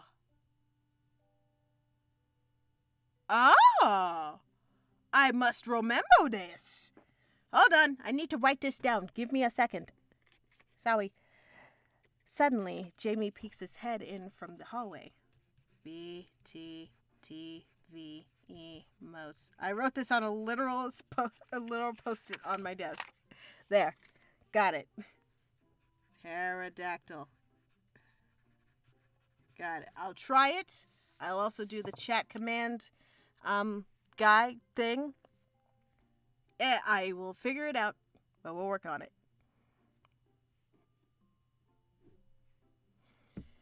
Okay.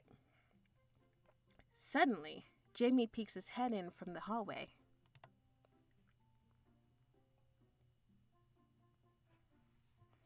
There you are. Jeez, I've been looking all over for you.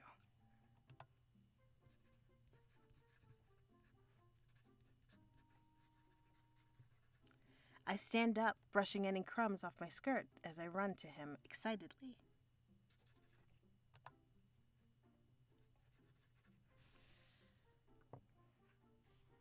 Thanks for the info on that. Excuse me. Water break. Oh, thank you so much for the info on that, Tonks. I really appreciate that.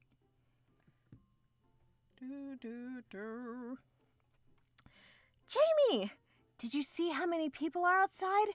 This is amazing. We'll definitely raise every penny Mr. Soul and his wife might need tonight. I am very happy about that. Yay! I I love this feeling like when a show is going on and you're like backstage listening to the energy that's happening. I love this kind of feeling. That's awesome. Jamie smiles as he looks out behind me.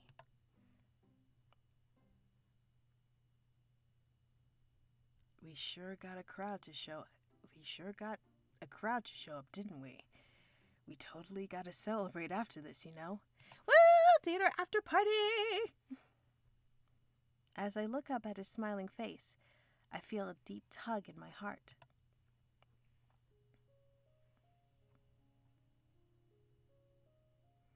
Jamie, thank you. I never could have done this without you. A genuine sense of gratefulness and happiness wells up in my heart, one that I can only hope radiates to him through my huge smile. Jamie looks taken aback for a few seconds as he embarrassingly rubs his neck.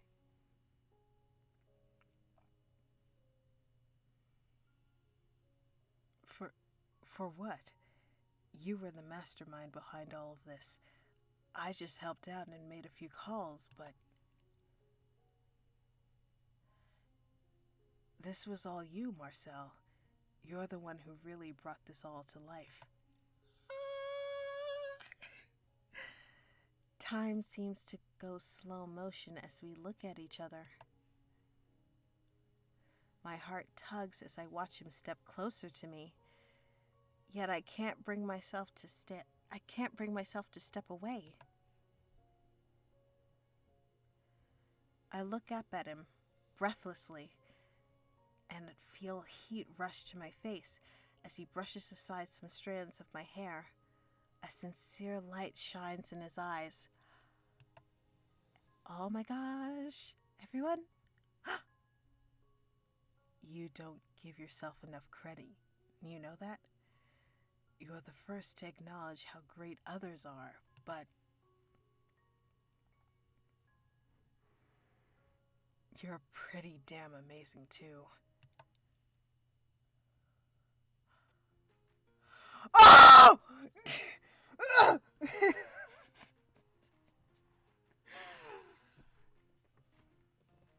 Thea! I will send you to Jesus. Oh my gosh. My eyes widen, but my attention is shifted away when I notice Philia floating in the corner of my eye, slightly making kissing faces behind Jamie. Philia! I will send you to Jesus. Oh my gosh. Where's La Chancla? My eye twitches as I smile and point in a random direction.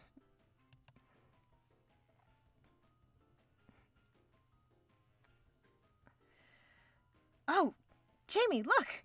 What's that over there? Nomad, what's up? As Jamie looks over, I fling a croquette at Philia, and she dodges, laughing. I will send you so far to Werewolf Daddy Jesus you have no idea.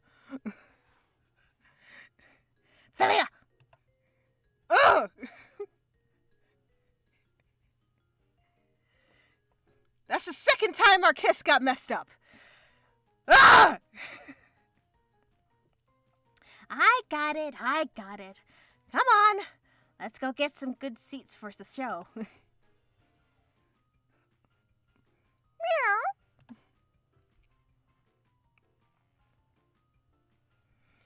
What in the heck? Philia envelops Mina in a glowing light, and they both begin to float. Mina meows in confusion when she realizes her paws have left the ground. Put the cat down, please! Just as Jamie turns around, they disappeared into a burst of sparkles. What the heck? Why was that a good idea? What are you pointing at? Oh, Himbo Jamie didn't notice anything. Thank goodness. Oh. Nothing. Never mind.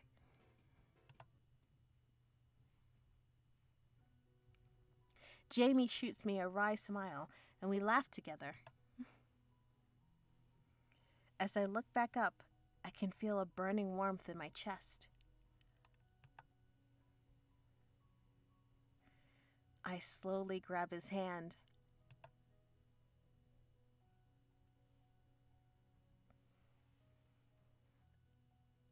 I don't care if this is because of a spell or not.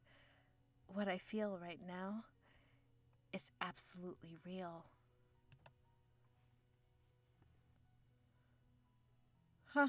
Huh. My heart skips a beat when Jamie interlaces our fingers and pulls me closer. I slowly look up at him and find him nervously averting his eyes from mine.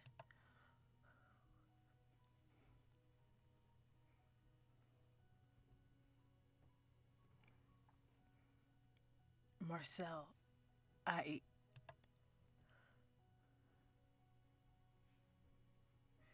Jamie,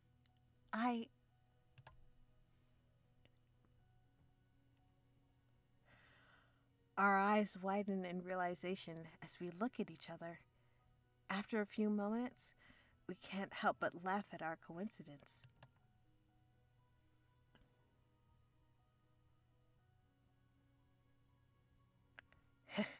You go first.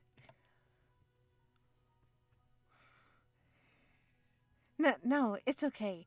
You first. Oh my gosh, come on, stop dragging this out. Fine, then. I have a better way of showing you what I really want to say.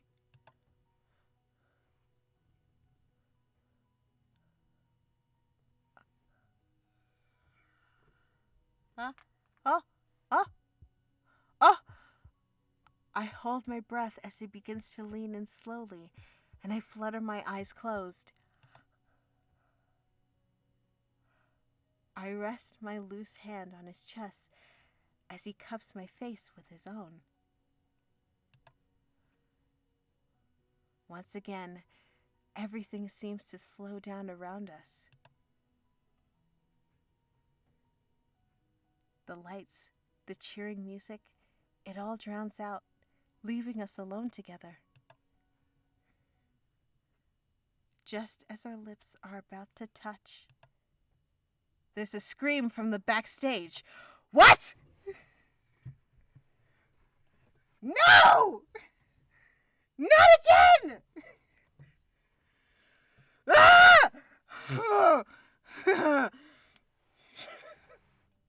This is the worst edging I've ever had!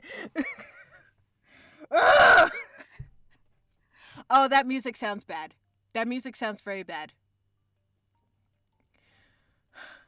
Jamie and I run into another dressing room to see Esmeralda bent over the floor, coughing her lungs out.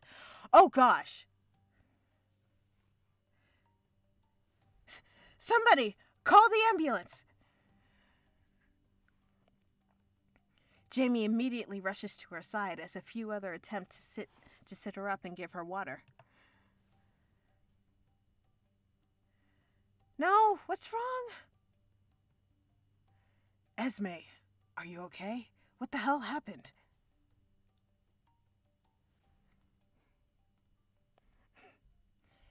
Esmeralda chugs the water as she points to a half-eaten croquette on the floor. Don't tell me she is... Accident, you called it! She must be allergic to shrimp. Oh no! Oh no! Shrimp! Fuck! Are you serious? Oh! Allergic reaction is no joke. Oh no. My heart stops as I register her words. A crew member picks up the croquette and examines it before growling out anger.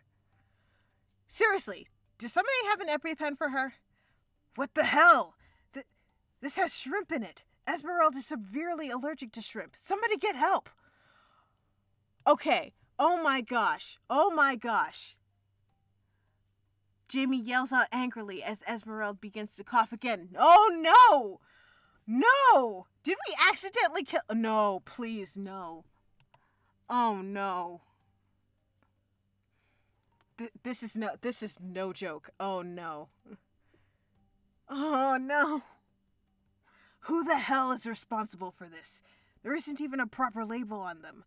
Okay, can we stop trying to figure out where it came from and give her a fucking EpiPen, please?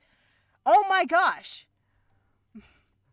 Like, we can deal with where this came from, but right now, she needs medical attention. That's what's important. How was Marcel supposed to know? She didn't know this. I swallow hard as shame and guilt begin to tear me apart. People around the room eye each other. Guys, this is not the time to do this. What should I do? You should call the ambulance. That's what should happen now. That's what's supposed to happen now. It does not matter where it came from, is that we have to stop this anaphylactic shock. I'm actually heated about this, because it does not matter at this point. The point is that she ate it, and we need her to stop, like, going into shock from it.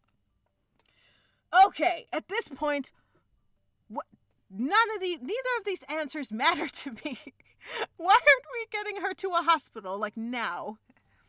So it's admit the truth or stay quiet. I mean, obviously, I'm going to tell the truth. That's obvious. It's not like she knew. Marcel didn't know. Marcel didn't know that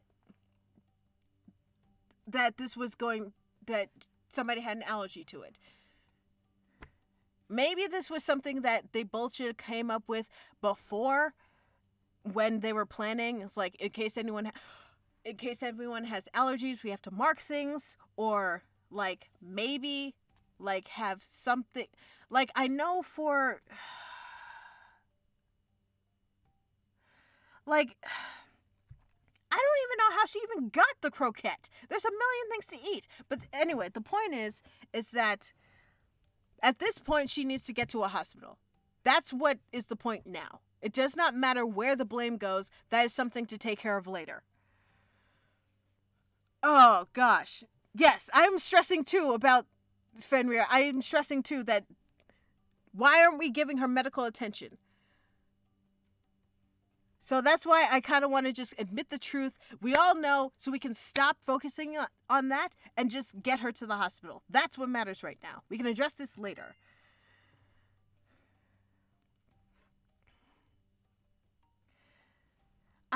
I made them. I'm sorry.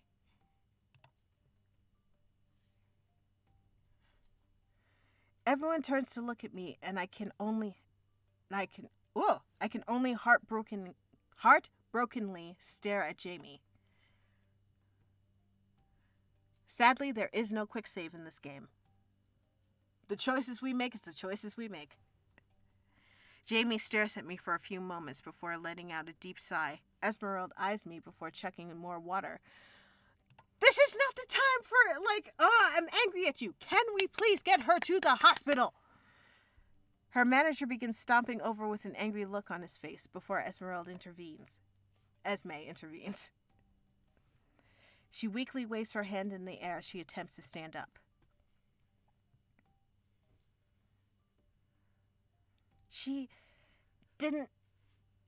No. Not her fault.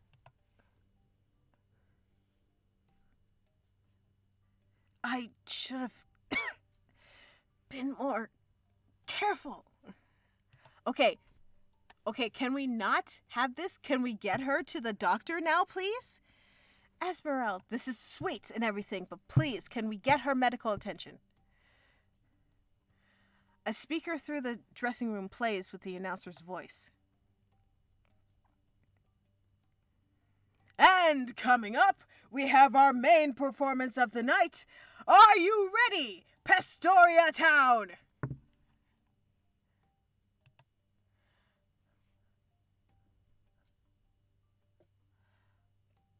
The new, hottest, and most popular idol on the block. Let's hear it for Esmeralda. This is... Okay, right, announcer. Wait a minute, what the hell is going on? Why are you backstage like 2 minutes before you go up on stage? You're supposed to be at places by then. What are you doing back here eating croquettes? I am not blaming you, but oh my gosh. Ah! What are you doing back here eating croquettes? You were supposed to be backstage at 2 minutes because you're about to go... This game got me heated. Oh my gosh. It is messing with my head that you haven't gotten her to a hospital. It is messing with my head that you aren't at places already. Why aren't you at places? You shouldn't have eaten... It's not your fault, Esmeralda. It's no one's fault, okay? We didn't know protocol from before in saying that these foods contain foods. But anything that comes in contact with Esmeralda should have been checked anyway to say what is in this before she ate it if she had a severe allergy. Oh my gosh! Ah! I can't do daddy breathing right now. I am so upset.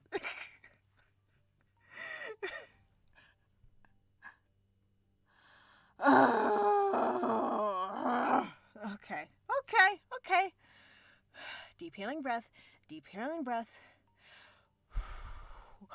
Okay, now are we going to get to the point where we have an EpiPen for her? Please? Let's have that. Please. This is serious. Anaphylactic shock is no joke.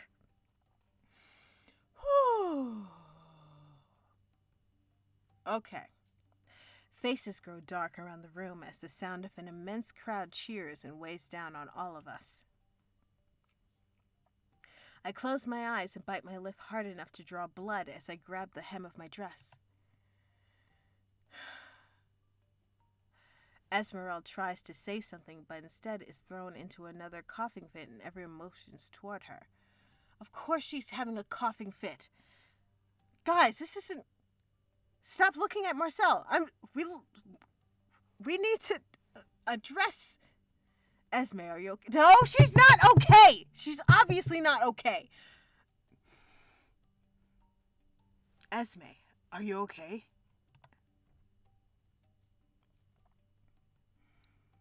Esmeralda stands up and waves her hand.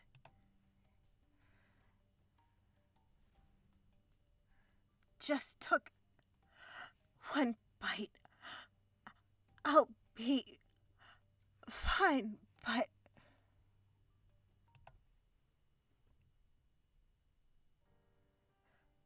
I'm afraid she can't perform tonight. Really? No shit, manager. Of course she can't perform tonight. She's gone. We're supposed to be taking her to the hospital. My heart stops as more cheering blasts through the overhead speakers. Oh, for Farfik Nugan's sake. Hold on. What? Are we really doing the save the show bit here? This is not the save the show point. All right? This would make sense if she, twisted her ankle. Fine. But she needs actual medical attention right now. And I can't... I am so mad. I watch as Esmeralda slowly makes her way towards the door. Guilt impales me like a spear as she coughs over and over. Seriously! Another crew member opens the door and several medics walk her out. Finally! Oh my gosh! That's what we've been asking for the first time, for the whole time! She needs medical attention! Okay. Esmeralda helplessly looks back at Jamie.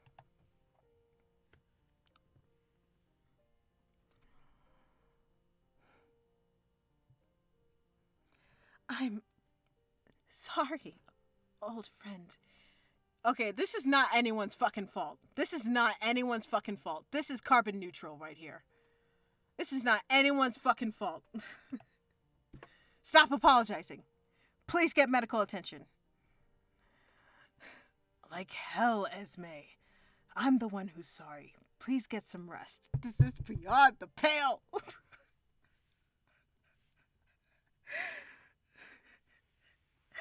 As she leaves, the rest of the crew files out after her, leaving just me and Jamie.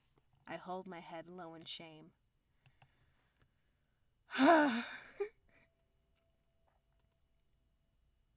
Is that my headphones that's making the weird staticky noise? Does anyone hear a weird staticky noise? I probably blew out my freaking microphone with my screaming. You know, something's okay. As long as nobody else hears it, that's all that matters. We're gonna press on. As long as you guys don't hear it, I hear it in my headphones. It's probably something weird going on with my system. As long as you guys don't hear it, that's fine. Let's move on with this. This is all my fault. I'm so sorry, Jamie. Hey, look at me. Don't say that. If anything, it's my fault. I should have been more careful with the food. I knew about her allergies. I should have told you. Or not let her eat it. Suddenly, the announcer barges in through the door, looking around frantically. Good reason. Nobody's telling you anything. Hello? Where's Esmeralda? I've been stalling for like 20 minutes. The people are getting anxious out there.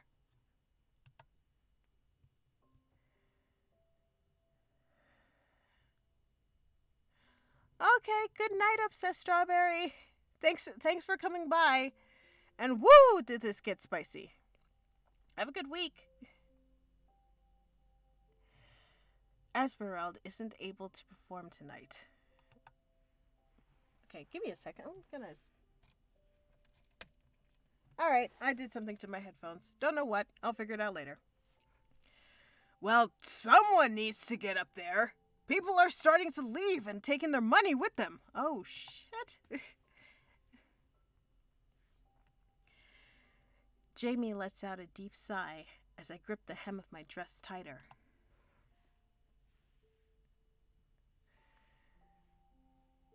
We'll go make the announcement now.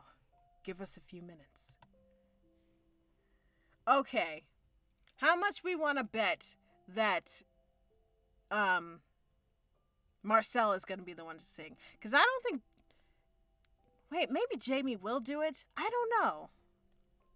Okay, who do we actually think is going to sing? It could be either one of them at this point. As the announcer huffs away, Jamie turns to look at me. I can feel myself shaking as I look up at him.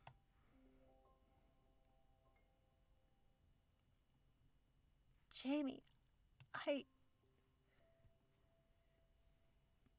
Hey, it's okay. You don't have to say anything. Besides, I'm sure we raised plenty so far with concessions, so... It's not okay! Those people were promised a performance, and if they don't get it, they might take back their donations. This will all be for nothing.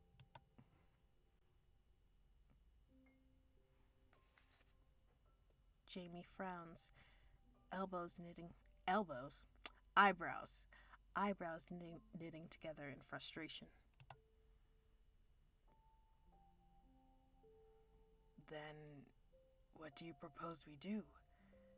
There's no way we can find a replacement now.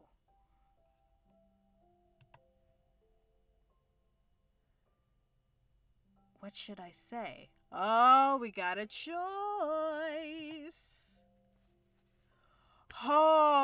Okay, we got a choice here. We can perform, Marcel can perform, or we can ask Jamie to perform. Now, as far as we know, this game leads us in a direction. So, I don't know. The safest option would be Marcel, because then it would be she's making amends for what she did, even though she did nothing wrong. Nobody is at fault here. This was a mistake. But we also know that Jamios is not up for performing anymore. So, and we don't want to put him on the spot, especially when we feel like we care about him. So, we are going to take the hit, and we are going to... I'll do it. I'll perform. Click.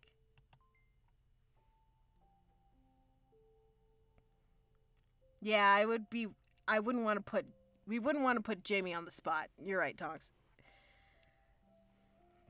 I wipe my tears as I take a deep breath. I release the grip on my dress as I open my eyes.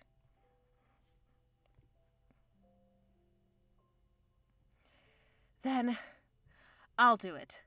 I'll perform. I got us into this mess. I'll find a way to get us out. Marcel.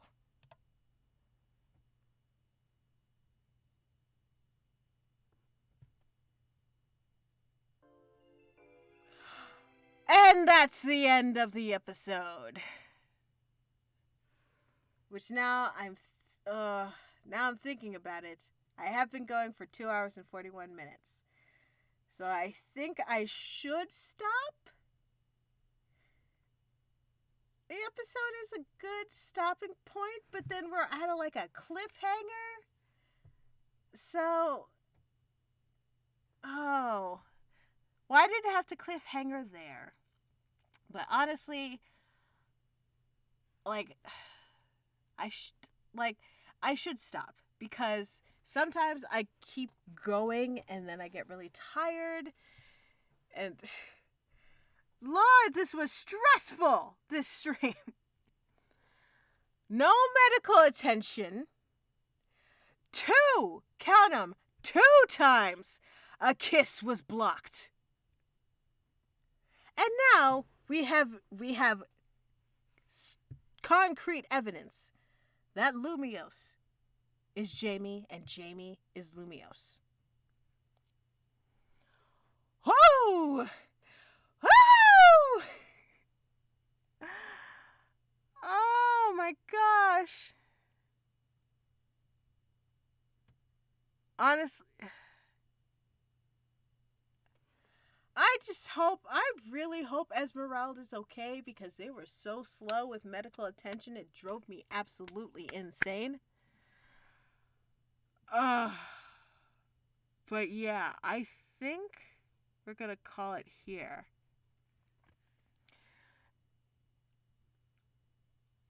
I'm trying really hard to put a cap on myself for these games so that I don't end up going too long. Every part of me is one more chapter, just one more episode. Every part of me is one more episode. But it's maybe I need to take a break, and I'm actually losing my mind.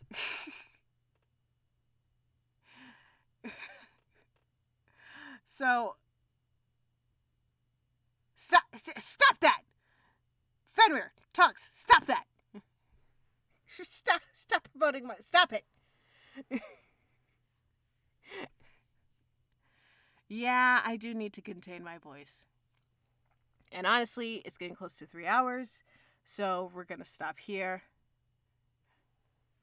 You know exactly what I'm talking about. Stop it! Gotham, don't you start. All right, fine. Okay. We're gonna end it. We're gonna end it here. Yeah. Okay. Yeah. But yeah. So. Wow. There was a lot going on this stream. there was a lot happening. And medical attention. Two kiss blocks. A pterodactyl scream and a penguin. Great. Seriously, always have your EpiPen. I'm so glad that we were able to spend this time together. I'm so glad. This was a lot of fun. I am going to go drink some tea, and I'm going to conserve my voice. And go work, and I'm gonna go work on these emotes and do other things. But yeah, I had so much fun. I am so glad everyone was able to come. This was a lot of fun. Oh, it's like, seriously, I don't know how to explain how happy I am that you all come and listen to me scream into a microphone about otome games. It's really nice of you all, and I'm really appreciative of it. Okay, that's it. I'm done being emotional now. Okay, so good night, all. Get some water, get some tea. So, and yeah, good night, Fenrir. Good night, Gotham Oracle. Good night, Tonks. Good night, White Knot Jay. Good night, Yasha. Good night, everyone. Good night, Quiet. I'll see you all next time. And maybe somewhere in the Twitterverse or something. I don't know. Okay. All right. Bye. Stop promoting me!